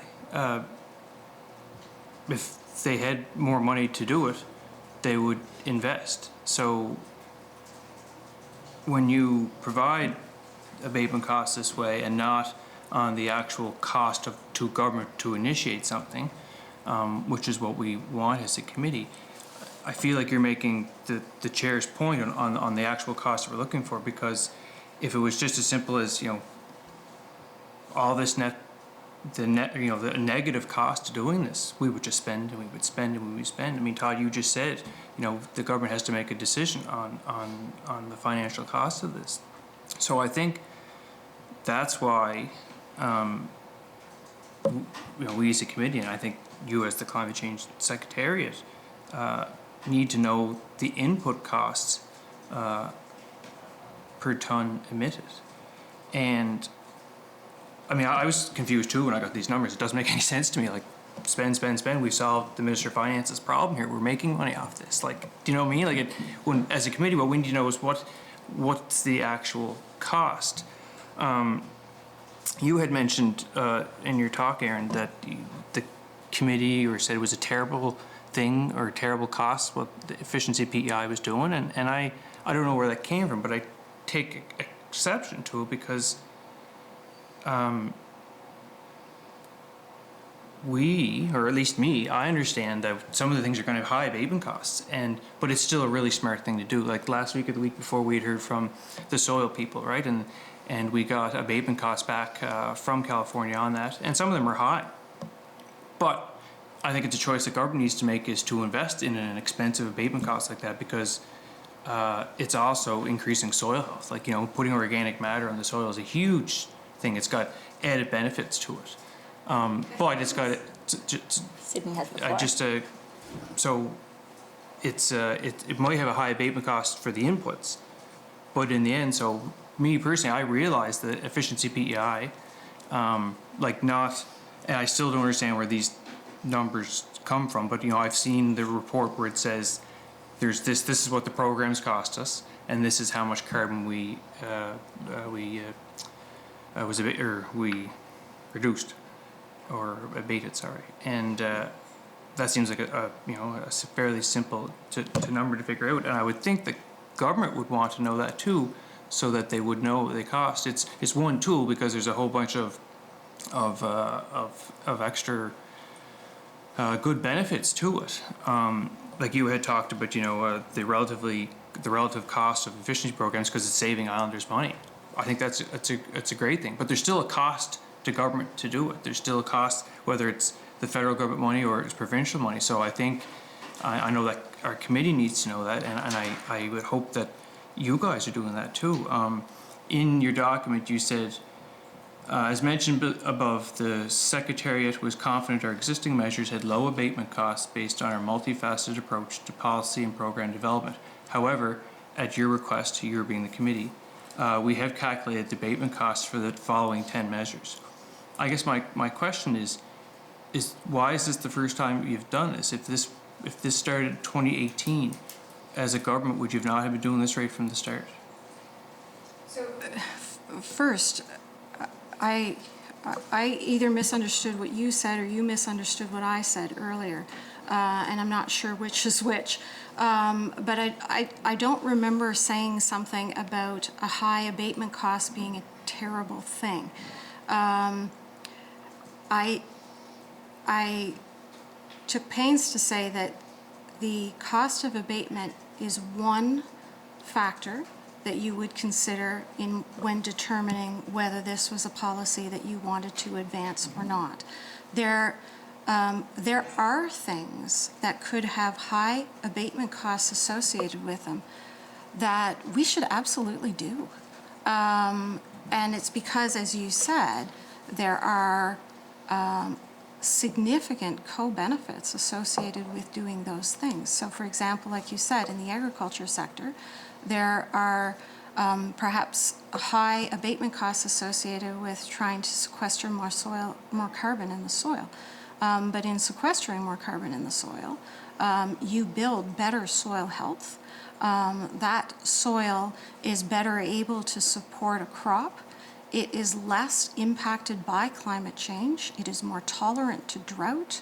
It is more tolerant to wind and water erosion. And those are all wonderful things, right, that have merit in doing regardless of the climate change related impacts on them. So, just to reiterate, it is one factor among many factors that one would consider when trying to make these calls. Getting to your question, why wouldn't we have done these calculations in advance of running these programs? And it is just that. That piece of information is one factor associated with how we go about selecting policies and programs. And in the letter, I talk about the ways in which we go about trying to select appropriate policies and programs. We talk to islanders, listen to what they feel is important and what they value. We talk to our colleagues in other jurisdictions to find out, what have you guys done that has been successful? What has worked? What has not worked? We go to researchers and experts for their advice on what works and what doesn't work. We have expertise within government as well with respect to some of these things. Efficiency PEI being one of those areas. There are people that have been working in that sphere for 30 years that are in government who have an immense knowledge base, immense amount of experience in these areas. And we use all of that information, and sometimes we don't need every piece of that information in order to make a good decision about what we should do and what we shouldn't do. And so we try and gather the amount of information we think is necessary to make a good decision, a decision that is in the best interests of island taxpayers, and then we move forward. And if we don't get all 7 of the list of things that we do, but we feel confident based on the information that we have, that we can make a good decision, then we make a good decision and we move forward. And energy efficiency is one of those areas that is, you can look to other jurisdictions who have done this work. You can talk to the people at Efficiency PEI, and there is no debate about the cost effectiveness of those programs. So those programs are the kinds of programs that you would pursue. There is no question about that. The question then becomes, how much as a government are you willing to spend on pursuing these programs? And that can be a different question than the first question, right?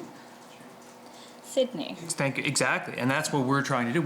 We are asked to make recommendations back to government, cost recommendations. So if we get numbers like this that doesn't actually give us costs, it's not good. Like, it's hard for us to do that. I mean, you talk about energy efficiency or efficiency PEI programs. They're great. They're wonderful, and I get that they're very efficient to run, based on these numbers. But here's the thing: it's not going to get us to our goals. And as a committee, we have to make recommendations to get to our goals. So. I mean, it's like the soil thing. There's benefits to it. It's educating people. It's helping them save money. But it's still a government input cost. And I guess that's where it was, to me, it was frustrating to get this back. I'm happy to hear that you've recently undertaken a consultant to start looking into this as well. But in order, in order to get to the original goal that was for 2030, we still have only just looked, this was the first time that we looked at this one tool. Is it going to be a tool that we look at going forward? I think And you Todd, wanted to I know you've address- been trying to get in onto it, so sorry. Right, and, right, so we're confident that the work that we're doing lately is good value, right? We know from experiences, like Aaron said, from other jurisdictions, that efficiency programs are good value for a dollar. But we're getting to a point now where we have to go on and to look at other things that perhaps other jurisdictions wouldn't have the experience that we would expect. And so we have to sort of find a way a little bit. And that's why we hired this third party, Navius, to do some work for us. They're going to come back with a deliverable in January to give us sort of a 30,000-foot view of where we should be going. But we have to, at that point, employ them to start looking at specific programs, right? To feed them into the system, and they're going to spit numbers back at us, costs associated greenhouse gas. Now, the offer to the committee is, if you're looking for programs and you're just looking for the cost of government, I mean, that should be a fairly easy calculation for Navius. We may be doing other things above that too in our shop, but the offer to the committee is, if you have, and we're going to need this early in the new year when they deliver their stuff, we can share what we get from them in January, but we're going to have to feed them a bunch of program designs and have to be reasonably specific, and they're going to spit numbers back at us, and we're going to make some decisions based on those programs. And it may not just be on carbon abatement, it may be on other co-benefits, et cetera, et cetera. But the offer to the committee is, if you're looking at programs and you need to have them some numbers attached, we'd be willing to help in that regard with this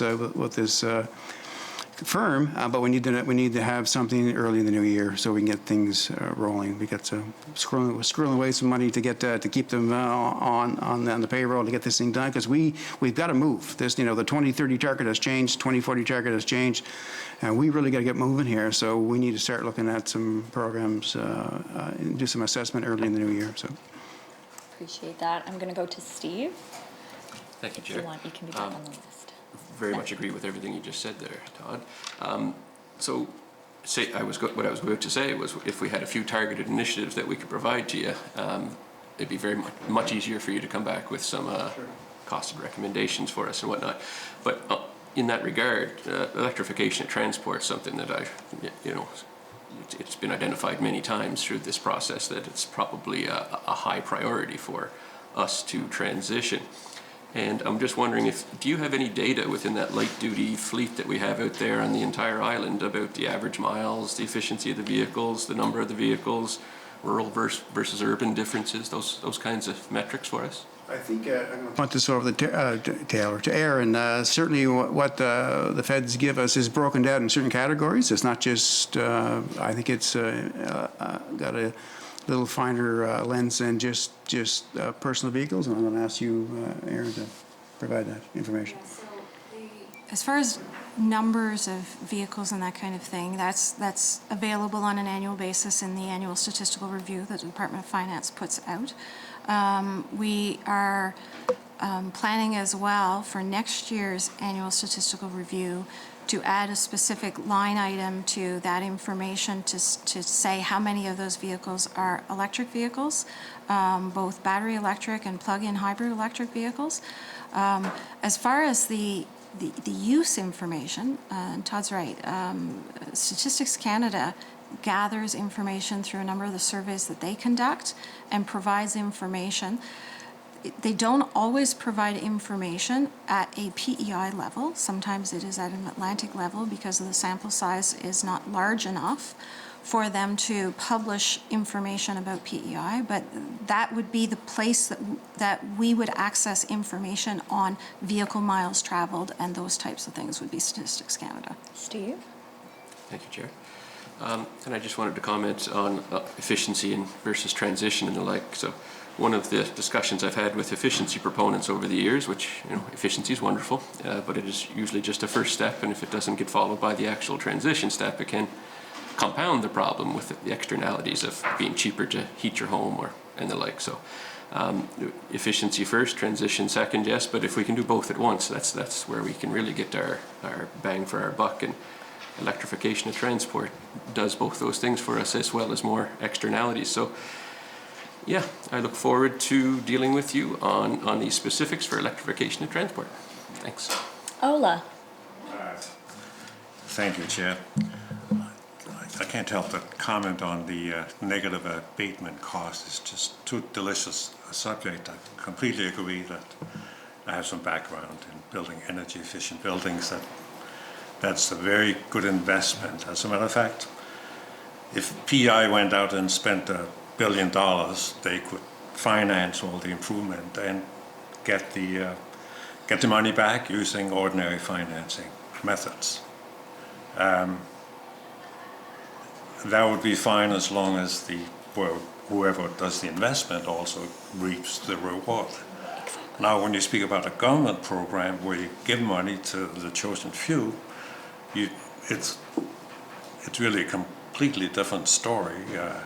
We don't really care what the individual owners save. We really do only care about how much dollars do you have to spend for reduction in CO2 emission, which is the only government benefit that we get. And we have to remember that every dollar we spend out as a subsidy comes from somewhere else, like low-income families or whoever who doesn't get that top-up, so there's a cost to that. Anyway, that was just a comment. My question was about the land planting you do, and I think it was 100 or 200 acres. I mean, it's always nice to see land being replanted. I actually thought that replanting, generally speaking, always was taking place. How do you make sure that the land that you're replanting hasn't just been left bare from a recent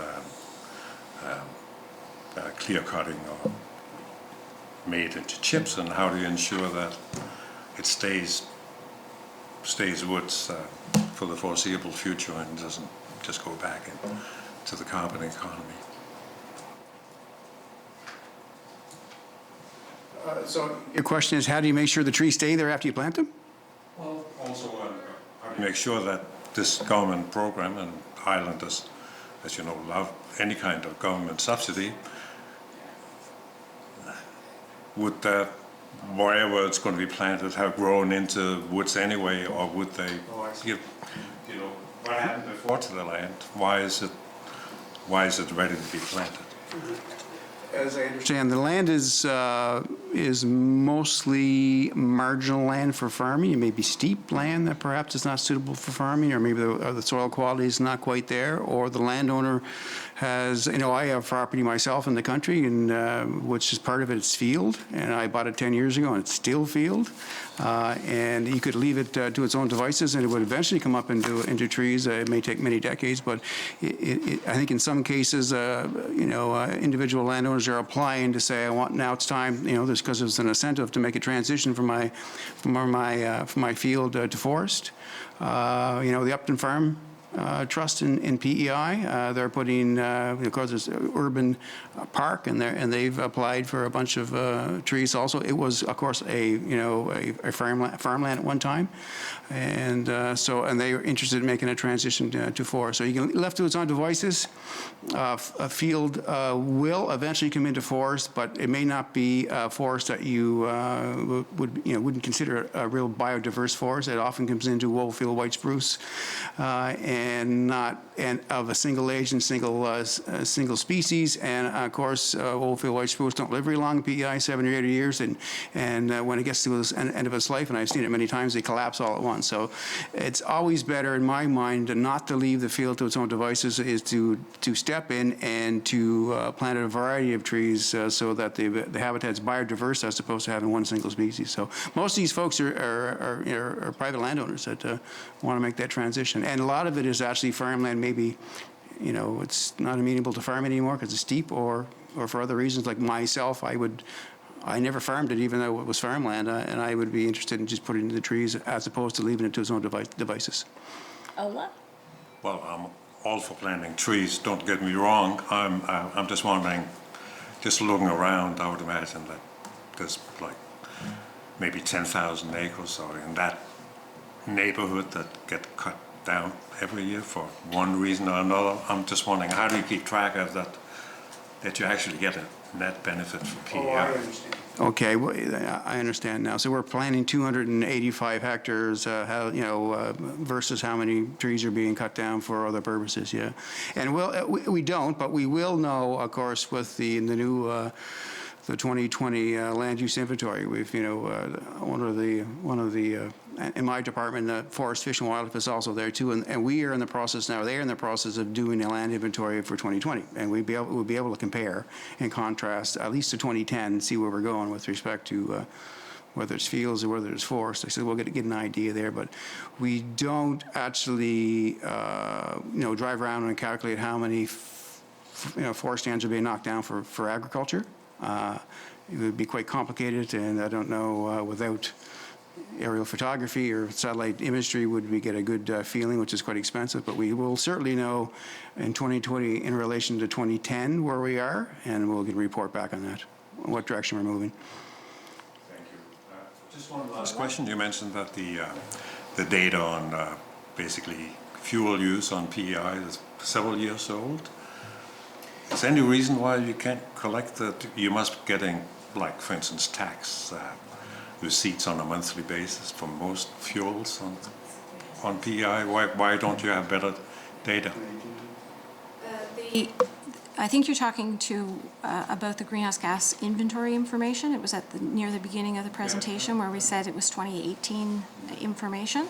So Environment Canada does the inventory. They generate the inventory for greenhouse gas emissions for the entire country. And it is 2 years. There is a 2-year lag period for them to generate that information. And it's not just fuel use. It includes emissions associated with the livestock industry, crop production. It includes emissions associated with refrigerants and the use of refrigerants in both industrial as well as in commercial residential spaces. It includes emissions associated with waste generation, so landfills, wastewater treatment plants, those types of things. So there's a whole bunch of information that goes into the generation of that inventory. So they use information from Statistics Canada on the energy demand in each jurisdiction and the information that they would collect through other surveys of industry and other participants. So they would gather all that information in addition to all the other kind of sources that I mentioned. They have methodology that they use to then take that information and generate greenhouse gas information. That those protocols are approved by the United Nations Framework Convention on Climate Change, and it's a lengthy process, and we would not be able to generate it ourselves without a significant amount of resource that we would have to devote just for that purpose. So as a result, we're constantly reporting 2 years behind of where it's at.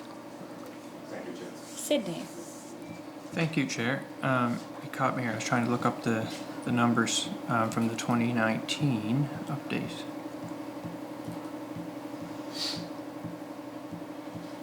I'll go back to the most recent announcement, and no doubt you both are really excited with the net zero announcement for government. How does that change our plans? I know at this committee level we've talked about the goals of getting to 1.2 with the legislative change last year, and now with the goal of going more aggressively.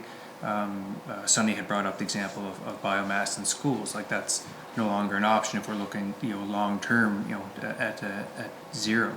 How does that, immediately affect your guys' decisions going forward? That's a great question. So we like ambition. I mean, keeps us employed. So 2040 is a very ambitious target. The 2030 is an ambitious target. The plan we have in place today does not put us on that trajectory. And the plan is halfway through. So the decision going forward will have to be in cooperation with other departments. How we're going to put ourselves on a trajectory that would meet those targets. So we'll have to look at the Climate Change Action Plan. We would, like Aaron said, we would likely look at it anyway because we're halfway through, but we'll have to make some decisions on whether we do a complete revamp of that and start afresh, and it will take us down to 2030. But we're going to work with other departments, knowing that that's our new target and knowing that we have to be more ambitious. But we're going to be starting down that road very quickly. Sydney? Thank you, Chair. And leading up until now, to meet, as you had presented to us a year ago about our ambitious targets already, what were the, we had talked about the efficiency PEI and how that, is a benefit to islanders, but not a huge, benefit towards, meeting those goals. What big initiatives that were on the agenda to reach the previous goals?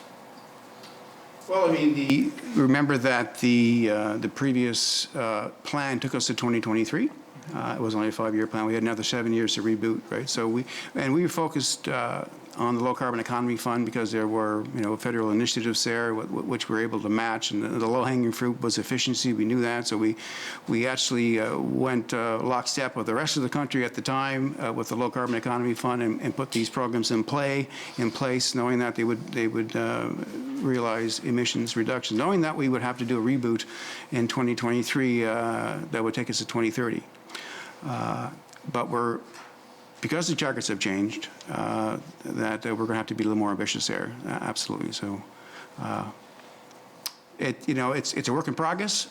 I know that the transportation is going to go out and do some consultation on the 2040 target. We'll wait to hear back from some of that, but we will be working with, like we always do, the Climate Change Secretariat, because we have tentacles in all departments. We will be working with the government to set that course. What that course will be, I don't know yet. But give us a few months to set a new course, and we can come back and report. Sydney. Thank you, Chair. And I guess Aaron, you had said to Steve about bringing back that raw data for us. And I just found that I just couldn't remember off the top of my head, but the 12,000 tons in 2018 and almost $6 million in incentives, right? So I mean, that quick math is 500, but it'd be nice to know the breakdown of that, where you're getting your best bang for the buck. And you've heard the committee talk about this many times, and I understand that there's other net benefits, but I think recommendations from our committee really have to show government that cost, of it. There's, we can look at all the other, additional benefits, but we still need to know, and Ole pointed to the fact about, what's that cost to government, the actual bottom line, because as you said, the folks that are at the head of your department are making these decisions on whether or not to provide more money. We have the low carbon economy fund from the federal government, but then it'll be up to the province to add in additional money. Well, guess what? We've got wildly aggressive goals that I'm excited about, but the province has to pony up and give this money. So we, as well as you, need to provide the best data forward. So that's my comment. Is that's the kind of information that I think our committee is looking for. Thank you, Chair. Thank you. I actually have a number of questions as well. I don't see anyone else on the list, so I'll jump in for a few moments, if I may. First of all, I thank you for taking the time to come in today. I think this has been really useful. It's good for us to have these discussions and to clear up any miscommunications that seem to exist. I think the committee's been pretty clear that what we feel we need from you is the cost to government for the carbon abatement costs. That's particularly relevant for us in this context. I think we all appreciate that there are lots of co-benefits associated with different course of actions. I can think of a multitude of them off the top of my head, and I certainly don't think carbon abatement cost alone is what we need to be considering, but it is one of the things we do desperately need to consider. And I can tell you the target to get to 1.2 in 2030 came from a piece of legislation I introduced. And when I was defending it, the climate minister of the day said it would simply be too expensive. So you can imagine my surprise to find out that the Climate Change Secretariat had actually no idea what it would cost to reach that total, to get to 1.2. If we're not calculating the cost per ton of carbon avoided, we actually can't say how expensive it would be. And also, there's a multitude of different paths you could take to reach that goal. There's not just one way to get to 1.2. So we need to understand what those pathways would cost. And it's not that we don't see benefits to doing expensive pathways. I absolutely do. But we need those numbers, and I think it's particularly relevant for us. I'm really interested in the current plan right now. It does not have anything in it for transportation, and yet it is our biggest sector of emissions. Can you help me understand why we don't have any actions particularly for transportation? Right. So, as I mentioned earlier, the Climate Change Action Plan was centered around the Low Carbon Economy Fund. So we had money, we had an allotment to PEI, and the allotment was centered on efficiency. So the programs that we have in play now are the agricultural program to get emissions down, the efficiency programs, the tree planting program. That all met spec with respect to the low carbon economy fund. There was no really allowances for transportation at that time. They were to come at a later date. So we knew that. We knew that. And if there were, and we had asked that question, could we spend some of this money on this and that? And the answer was no. But having said that, knowing that that's where most of our emissions are coming forward, we'll have to focus on that. That's going to be the focus going forward. There's a Sustainable Transportation Action Plan down in transportation. There was some actions there, not funded yet, but we suspect they will be going forward, knowing that if we don't make any inroads on the transportation side, that we're going to be sunk with respect to either one of those targets. Indeed, I couldn't agree with you more on that. Something you said earlier that resonated with me is that transportation is the area that keeps you up at night when it comes to climate change. I relate to that feeling entirely. And it's why it worries me when we focus only on efficiencies, because as far as I can tell, even if we got rid of all of our emissions from buildings, which we are not likely to do in any short-term way, and all of the food waste emissions, we're not going to get anywhere close to hitting our goals. As it comes to agriculture in particular, because you just mentioned it, I understand that you had a best practices list that you had intended to release in the spring, but COVID delayed that, and I can understand why it did not feel like an optimal time to release that. But have you had an opportunity to assess the relative amount of carbon sequestered from the different actions on your list? Does it get you towards reducing that bucket in a substantive way or in a small way? So, as I mentioned earlier, this work is being led by the Department of Agriculture and Land, and they have developed the list of the best management practices that they intend to launch, and a couple research trials they intend to include as well. The staff person that they have that's devoted to this has gone to great efforts to come up with calculations for how much if these things are implemented on a per acre basis, how much each of them is expected to achieve with respect to either carbon sequestration or reduction of nitrous oxide emissions. And generally, the practices contribute a bit to both in a lot of instances. So there is that information that they have developed. The intention with the pilot program is to be a pilot initially. So the amount of emission reductions associated with each of those practices is likely to be small initially because they're going to target a specific number of users or participants per action. But there could be a much greater potential if those initiatives are available or could be supported for more participants to take place. And part of the effort to run them as a pilot will also help gauge the level of interest in enacting some of these practices, which would then help to determine how much you might be able to actually achieve with those emission reductions. So that work is ongoing, and the launch of those programs will help further refine what the potential is from a overall perspective. Thank you for that. We had the Department of Healthy Soils from California in speaking to us about it, and it was remarkable the difference certain pathways will go for soil health, but not all of them that improve soil health have a huge impact on carbon sequestration. So it's certainly something that we need to assess, and you've reminded me of a point that I wanted to bring up to you both.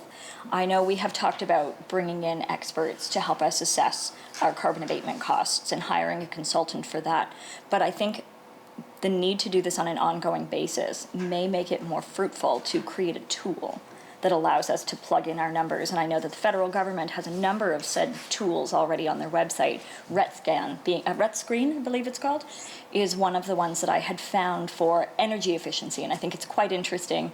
It considers the grid that you are attached to. It considers your location in the world. You plug in the types of tools that you intend to use, and it creates a carbon abatement cost on what you can expect to spend for it. And I also know that California has a COMET program where you plug in the amount of acres and the pathways you intend to take. It will produce a number for you that gives you your carbon abatement cost. This is what it's going to cost. This is what it's going to reduce. So instead of hiring an expert, I know your letter, Aaron, I originally thought it was from Todd, but you indicated a couple of times that the letter was from you, indicated that you think it would be useful for the committee to hire someone ourselves. But I think the point has to be made that this is work that needs to go on an ongoing basis, not as a one-time assessment of what has happened previously. And I think a tool that exists would allow the Climate Change Secretariat to provide that expert advice to your different leaders in the different departments. You've been saying that you have a coordinator on climate change in each department now. I think it's incredibly important that they be able to come forward to you and say, these are the types of things we'd like to do, and you have a tool that helps them assess what they could do to make that better, instead of us just going by what we think or based on old information. I'm wondering if either of you are familiar with any of these tools. Yeah, the RETScreen is not unfamiliar to me. I know the Department of Transportation uses that sort of program to assess buildings, and they have people that are trained on that program. So it's I know they use it, and I think the intent is to use it a little more going forward. So it's not foreign to us. I think that would be a useful sort of mechanism by which we can assess these costs going forward. Also, there's an existing program that's available through Agriculture and Agri-Food Canada, and it's called HOLOS, H-O-L-O-S. It provides essentially what you're talking about on the agriculture side of things. It is not a new program. The interface is a little outdated, perhaps. But you can plug in information on a per acre basis, type of crop that you might be growing. There are a number of inputs that you can add into that process to give an idea of emission reductions that could result from something like that. So there are folks in Department of Agriculture who are familiar with that program and are able to work through it. But there are also folks in the Department of Agriculture as well that have their own expertise and capacity to come up with those calculations, which is the case with what they've done with the programs they intend to pilot next year.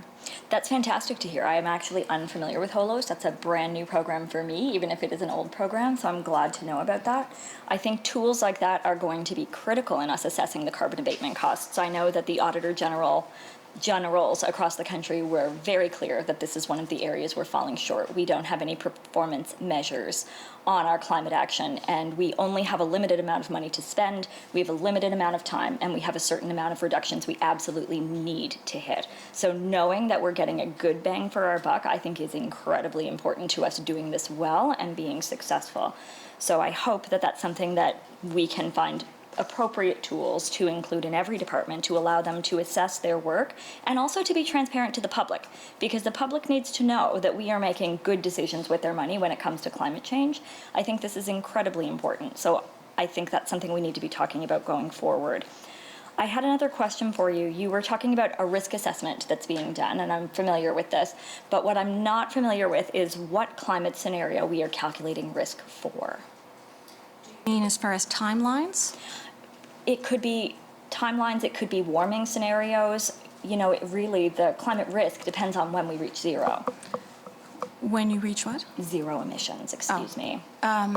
So the scenario that we're looking at most closely right now is a 2050 year scenario, so that's over the next 30 years. We are using, and forgive the terminology, but I think this is what you're looking for, an RCP 8.5, which is the scenario that projects the most significant warming. It's kind of the worst case scenario that's out there. So, and we had been, at least prior to the pandemic, we had been tracking towards that type of scenario. So that is the scenario that they're looking at. I appreciate that, thank you. The Auditor General also indicated that our lack of preparedness on climate scenarios and climate risk is incredibly important. It's something that we have been missing the mark on, so I'm glad to hear that work is going to be done. We will have that available, when did you say? June of 2021. Fantastic, thank you. When it comes to the 90% of our recommendations that are currently being enacted, can you speak to me about the 10% we're not doing halfway through the report? Sure. So with 32 actions, 10% is 3. So we one area that we're not prepared yet to say we're making progress on relates to the design of efficient and resilient communities, action item number 10. And there is the possibility that with the Land Matters consultation that that topic may get addressed through that process.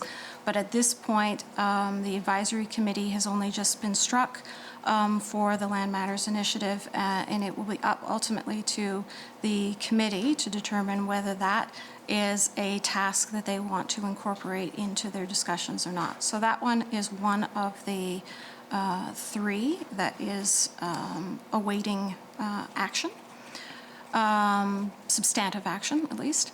Another one that we haven't made progress on is, I believe it is action number 6, maybe. It has to do with water conservation and improving water efficiency so to lower the impact on water and wastewater treatment systems, making them less vulnerable to the impacts of climate change. So there is work taking place with respect to the design of water and wastewater systems. That's happening through an Atlantic Canada collaborative. But the action associated with that number that I spoke of is specifically about water conservation. So we are hoping that we may get some proposals to the Challenge Fund that might help fill in some of that gap.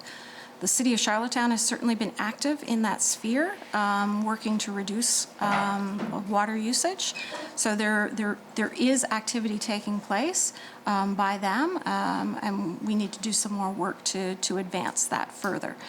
I'm trying to think of the last one is action item number 21, and it talks about providing additional support to the Alternative Land Use Services Program, which is an EG&S, Ecosystem Goods and Services Program, that is delivered jointly by our department as well as the Department of Agriculture and Land. It provides incentives to participating landowners to do things that benefit our environment and benefit us all. And then that action item also talks about increasing support to the Forest Enhancement Program, which is run through the Forest Fish and Wildlife Division and provides assistance to folks in establishing and maintaining woodlots or forested land. So there hasn't been any progress on that one to date, but we intend to begin those conversations with our forestry colleagues and with our agriculture colleagues in anticipation of moving forward on that action item. Thank you. And the other question I had for you, in 2017, Adam Fennick's Climate Lab put forward a list of recommendations that needed to happen. Yep. Many of them were listed in the urgent category. And yet a great deal of those did not land in our climate change plan. You are probably well aware of this, I have no doubt. Now that we have dedicated people in each department to move these things forward, as part of your work with them, will you be providing them with a list of their most urgent things they need to be focusing on? I come off the top of my head in agriculture, I think of the recommendation from 2017 that said it needed to happen immediately is start working on developing a comprehensive crop study on opportunities and challenges in the warming scenarios that are expected for PEI. Yet that work has not begun. It has. Well, as far as we had heard, they had not yet received funding for it, so I'm glad to know. So the first of all, the recommendations report from UPEI was a report that we commissioned to help us put together the Climate Change Action Plan. They provided a very thorough list of recommendations to advance adaptation.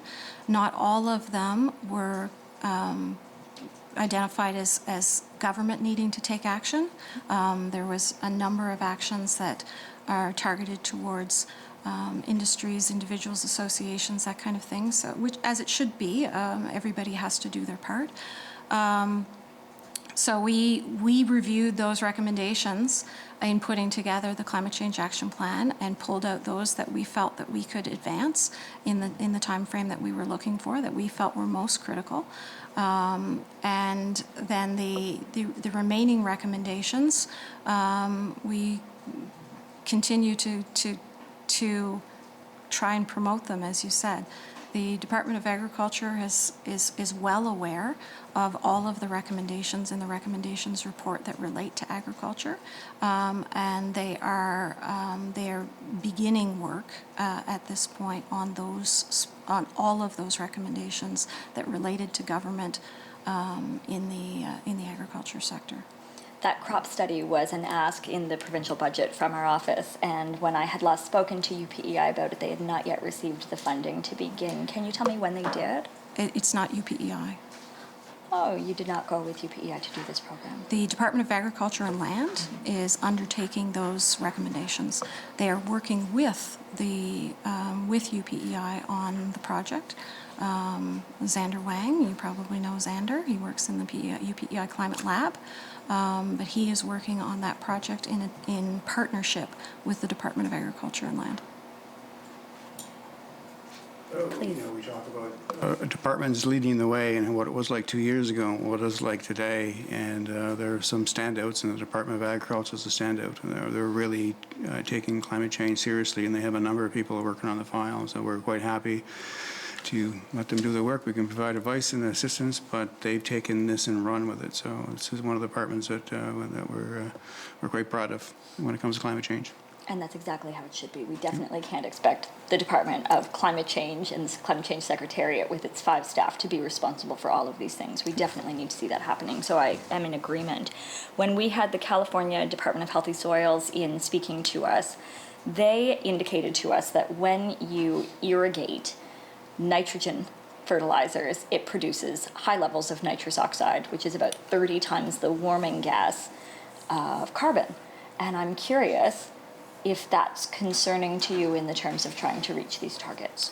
It's 300 times the warming. Excuse me. Yeah, 300, and I know we have an answer. 298, We have an answer for that one because we were talking about that just the previous. So I'm gonna punt this over to to Aaron. The topic isn't, of course, straightforward, as shouldn't be a surprise on the issue related to climate change. So when When you flood land, you create conditions where oxygen isn't present. And if there is nutrients in the soil when it has been flooded, then they will undergo a chemical reaction and there will be a denitrification process and they will gas off. And you will lose nutrients from the soil and it will contribute to greenhouse gas emissions. That isn't the same thing, though, as irrigation per se. Irrigation is intended to reduce water stress, and it can be used as an effective solution to reduce nitrous oxide emissions from agricultural soil. So if you are irrigating the land when the plants need to take up fertilizer, then the water will allow them to more efficiently take up those nutrients rather than leaving them in the soil to be lost at some other point. So there is a balancing point at which too much water is not helpful and in fact is harmful, and not enough water can actually help contribute to the issue of nitrous oxide emissions. So it's a challenging topic, and it's unfortunately it's not a black and white kind of issue. Nor is anything. I was actually just reviewing some studies on this in the last few days since we heard from the Department of Healthy Soils Initiative from the Department of Agriculture in California. And I have two on my desk right now. One of them, of course, talks about irrigation as it comes to rice fields, which is flooding. Others talk about croplands, in which you are not applying copious amounts of water, but regular amounts of water. And it certainly seems less beneficial in its sequestering or prevention of nitrous oxide, according to the study. But I'd be very interested in seeing any research you have on that. Would you be willing to forward that to us? The specialists on that reside in the Department of Agriculture and Land. So I spoke to them before I came here in anticipation of that question. And they explained how this thing works. There is also, in the study that we did with the Federation of Agriculture and Dalhousie University on best management practices, one of the best management practices that is identified in that study does talk about the value of irrigation in helping to use nutrients efficiently. So there's no question that making water available for plants when they need to take up nutrients will reduce the emissions from those soils. Providing too much water or having too much water present, if you were irrigating a field and then you had a significant rainfall, or if there's lots of nutrients left in the soil at the end of the growing season, for example, and the soil then becomes very wet because it tends to be wetter in the fall anyway, then you will get nitrous oxide emissions gassing off from the soil.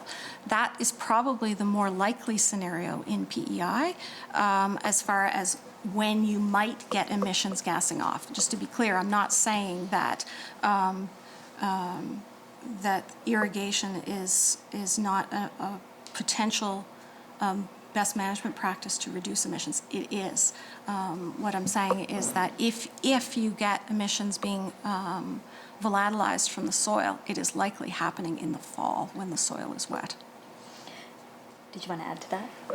Just that, the resident expert is in the Department of Ag, and of course, we talk about these best management practices. It would be useful to have them come in and have a chat. I mean, I would recommend that you bring them in and have a chat so they can tell you what they're doing and quiz them on some of these things. That we're not ag scientists here, but I mean, I can tell you that they know what they're talking about. So, I mean, it would be useful, I think, to have maybe come in and talk. Because ag's a quarter of our emissions, and most of those emissions are not related to carbon. All right, so we're not going to solve this issue with the ag sector by having electric combines or electric trucks. 90% of the emissions are nitrous oxide or related to methane production by way of livestock production, and that's a tougher nut. Really going forward, right? So we're not going to have electric cows. We're going to have to be able to sequester. We're going to continue on, in the future, growing as many potatoes and raising as many livestock. Then we're going to have some solutions to sequester some of that stuff. We're not going to be able to do things that we do with cars or houses, etc. So it's another one that keeps me up at night.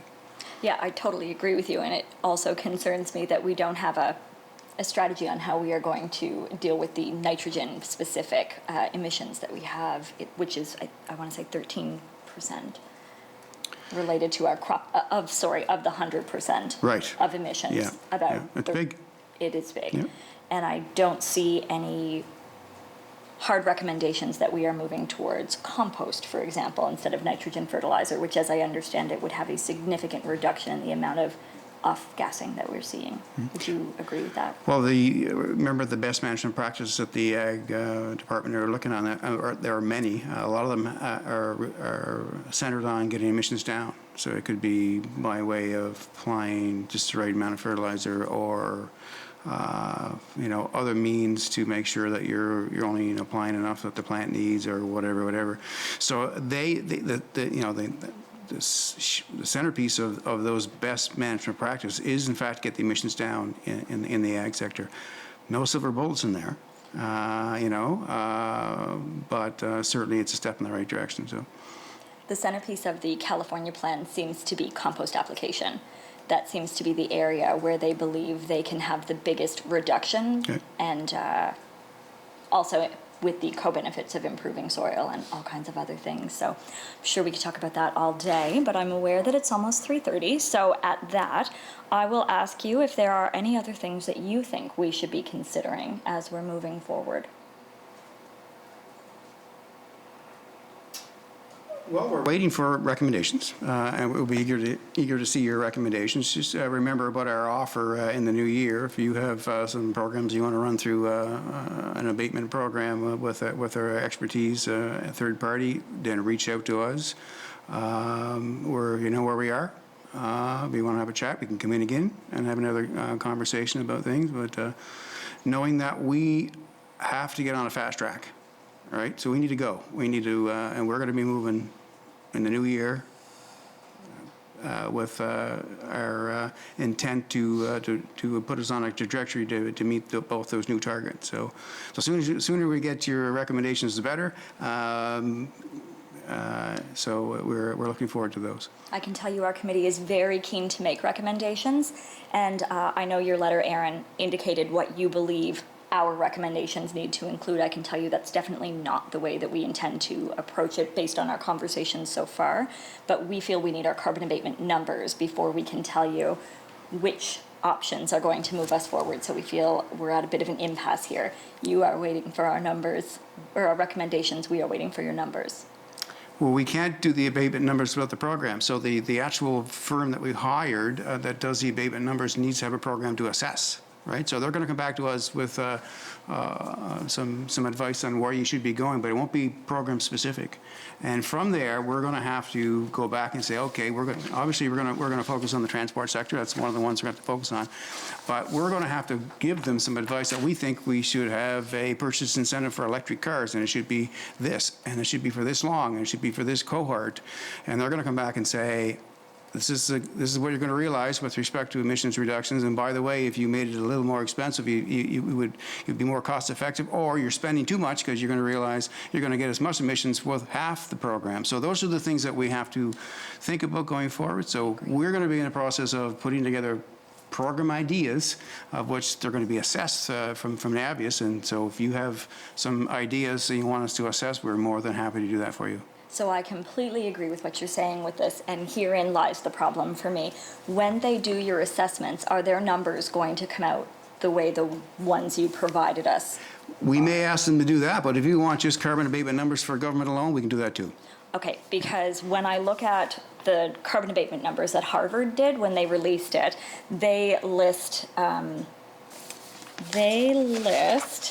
home energy retrofits and weatherization programs as a $350 per ton carbon abatement cost.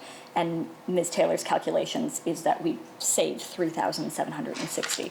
So we need to be comparing apples to apples, and I don't see any other jurisdiction that is calculating them this way.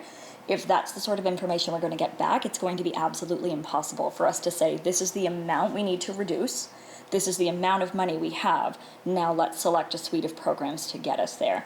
So for the programs that you're already running, the 8 or 9 that Ms. Taylor listed her carbon abatement costs as, I would think those would be very easy to run through your program currently and get the cost to government. It seems like it's a pretty straightforward exercise, and it would help us understand all of this. We've been asking for this for a long time, and I'm disappointed, to be honest, that the numbers we've gotten back, one of the columns isn't even labeled. It certainly doesn't help us understand the relative cost-benefit analysis of these programs.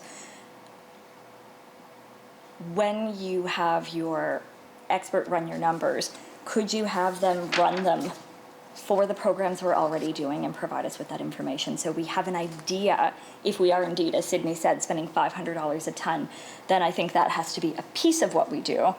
But recognizing that in order for us to reach the emissions target we do have, if we continue on at $500 a ton carbon abatement options, it's going to bankrupt the province. We need to be able to choose some in a category that are more cost effective for government, not for people. I understand the benefits for doing this for people, but that can't be how we assess it. So us moving forward, we need a way to actually measure these. And I would welcome the advice of your expert if we say, we're interested in doing, this isn't a perfect example, but utility scale solar. I do realize that our greenhouse gas inventory would not put utility scale solar in our inventory. I do understand that, but they may well say to us, actually, if you have the incentive set at this, it's where you're going to hit your peak benefit. Great, that's the sort of advice we're looking for. But when you are looking in any other jurisdiction, they can tell you a rough idea. If government invests this into it, this is the reduction you're going to see. Those are the numbers we've been trying to get. When I asked California for them, they sent us theirs and said they had a number of them that they didn't calculate yet, but they would send them to us in the next 30 days. And I was so delighted because we've been asking for them here for a year and a half and haven't been able to get them even on the ones we're doing. We can assist. Thank you. Yeah, we'll go back and talk to Navius, and we'll see what we can, we'll have to get it, provide some package and get some advice back to them, timelines, cost-wise, because we're going to be adding things to that list too, of course, as you can imagine, going forward, if we're going to meet our targets. We'll go back and talk to them, and we'll see what they say. Can you give me a timeline on when we might expect to hear back on that? No, I can't right now. It'll likely be it'll be in the new year for certain. Our intent was to get the first round of information back from them in January, and then start them on a new course with respect to programs and give them some advice on that. I don't know. We haven't really gone back and said we haven't asked them for a timeline for the stage 2 thing. So we'll have to ask them and get back to you on that. Because I don't want to be guessing at this point, so I'd have to go back and talk to them. We also don't want to be guessing. I completely understand. I know in your letter, Aaron, you mentioned all of the carbon capturing programs that are happening through the Department of Agriculture and lots of progress there. You also just told me they have a program to calculate the carbon abatement costs by what it costs and what they can expect to capture. Is it reasonable that you could get us that information? You want me to run through the HOLIS model? Is that what you're asking? I'm just wondering if you could provide us with the program, if you can provide us with the information so we can see these numbers. We've literally been asking for them for a year. I will have to talk to the Department of Agriculture. It's their information first and foremost, so I will have to I'll have to talk to them before I can share the information that I have with you folks. Is there any reason that we wouldn't be able to see the carbon abatement numbers from the Department of Agriculture? No, it's just we work in partnership with these folks, and it would be just a common courtesy to say, can we share this information that you have generated that is still, as far as they're concerned, is still a draft, a working document that they're working on. So it would just be a courtesy to my colleague in agriculture to say, can I share this information with this committee rather than just share it with you without asking? And this is the HOLIS program? No, it is not. So they have a separate It is set not a of carbon program that they use. They run these calculations themselves. And the HOLIS Is by Agriculture and Agri-Food Canada. That's their tool that they have developed and put online for people to use. exactly. So Yes. you're saying that the carbon abatement numbers they are calculating are different than that program They that did you not referenced? use that program to generate that information. you're the one who brought up the program, so that's how I know about it. You'll have to remember I did that. bring it up because you were offering examples of programs that were out there that could do this work. So I thought it would be a valuable piece of information for you to have, to say, hey, there is a program out there that you can look up and play with if you want. So that's why I mentioned it. I did not say in the context of mentioning that program that that is what agriculture was using. In fact, I said that they were using their own calculations to come up with the numbers for their abatement costs, or for the numbers associated with reducing greenhouse gas emissions for each of those BMPs. And do you know if the abatement numbers they are calculating are being done the way you are calculating them or the way that other jurisdictions are? The numbers that they are coming up with is the number of greenhouse gas emissions associated with an individual employing that best management practice. And they also have a budget allocated for that particular BMP. So what you will want to do the calculation that you are doing is to take the cost, the full cost of the program that they have allocated, and to divide the greenhouse gas emissions that could potentially be realized with the calculations that they're using if the program is fully employed.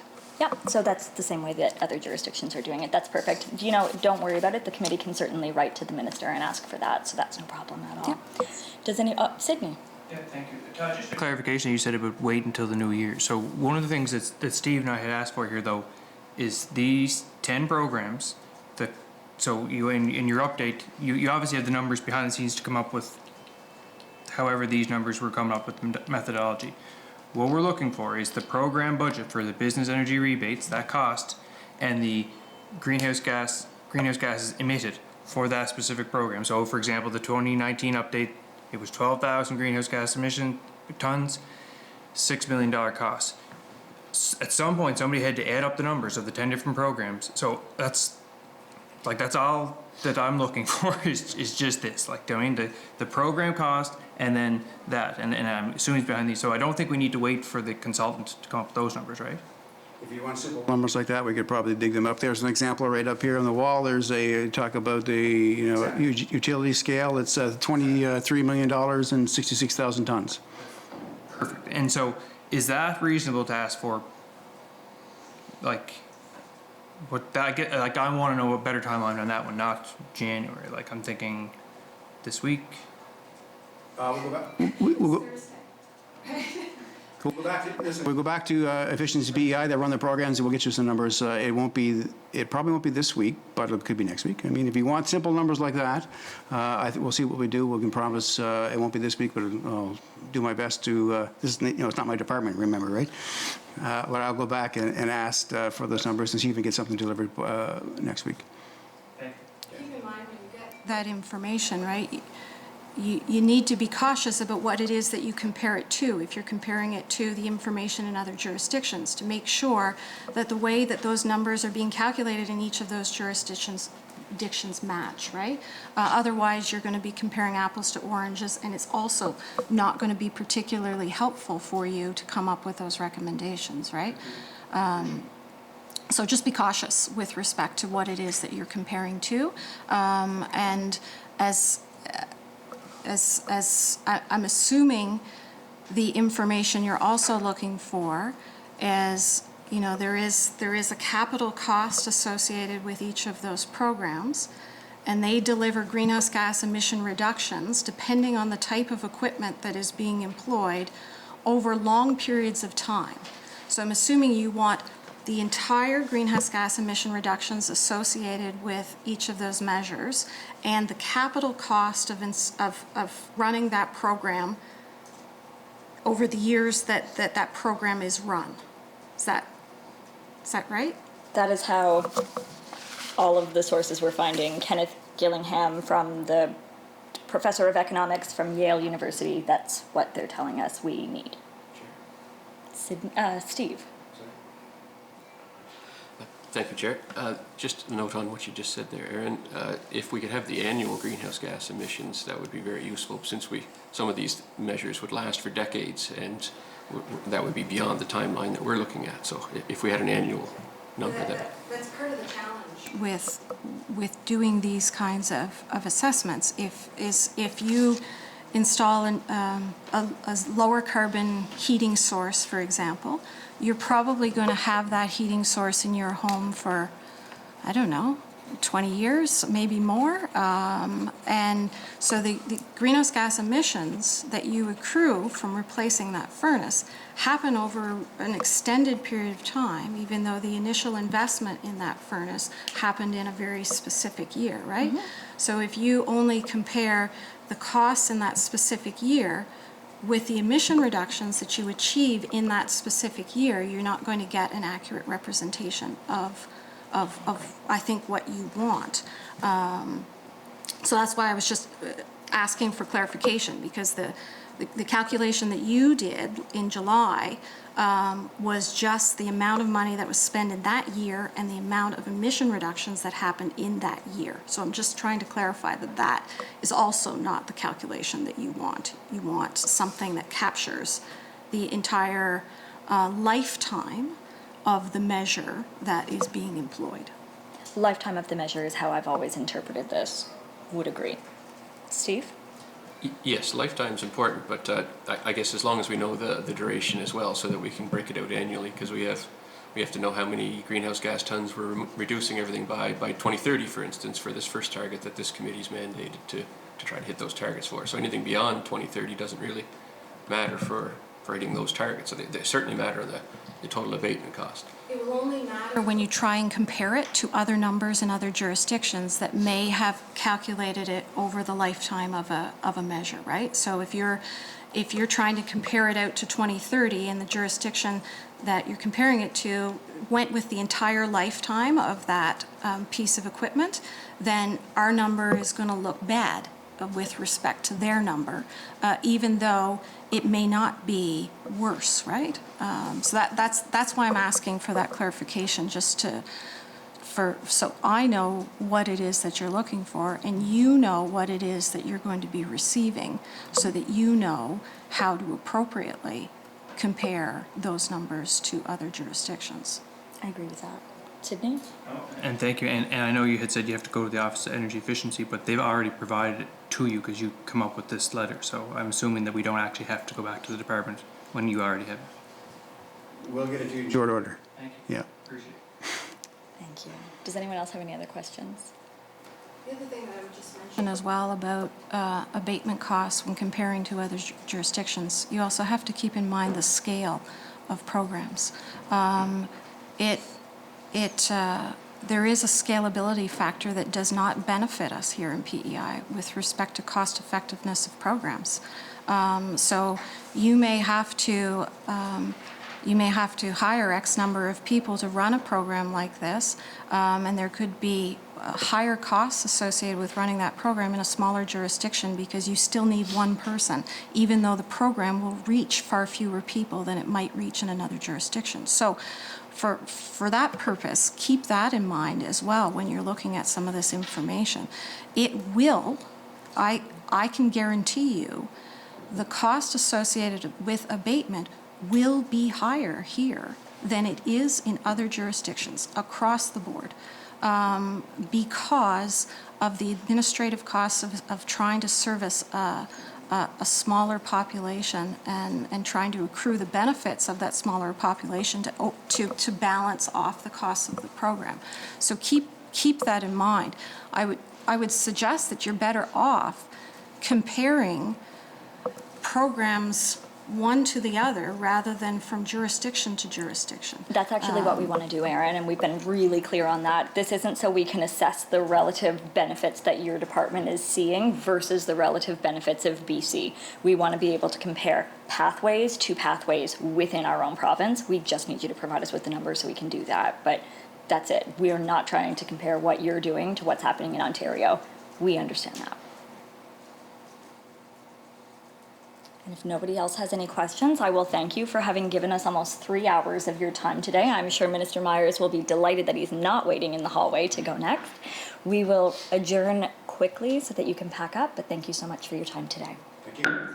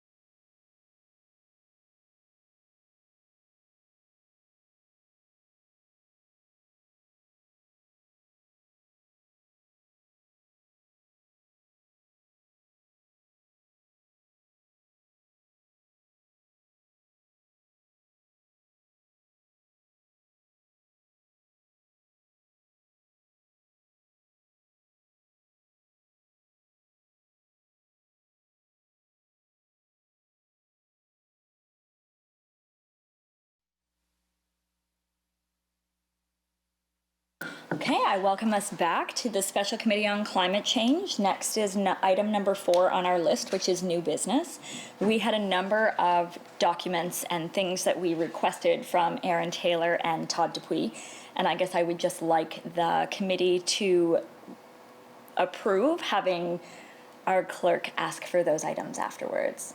I'm sure he's been keeping a list. Is that all right with everybody? Yes. Fantastic. Any other new business? Hearing none, can I get a motion to adjourn? Moved by Steve. Thank you very much.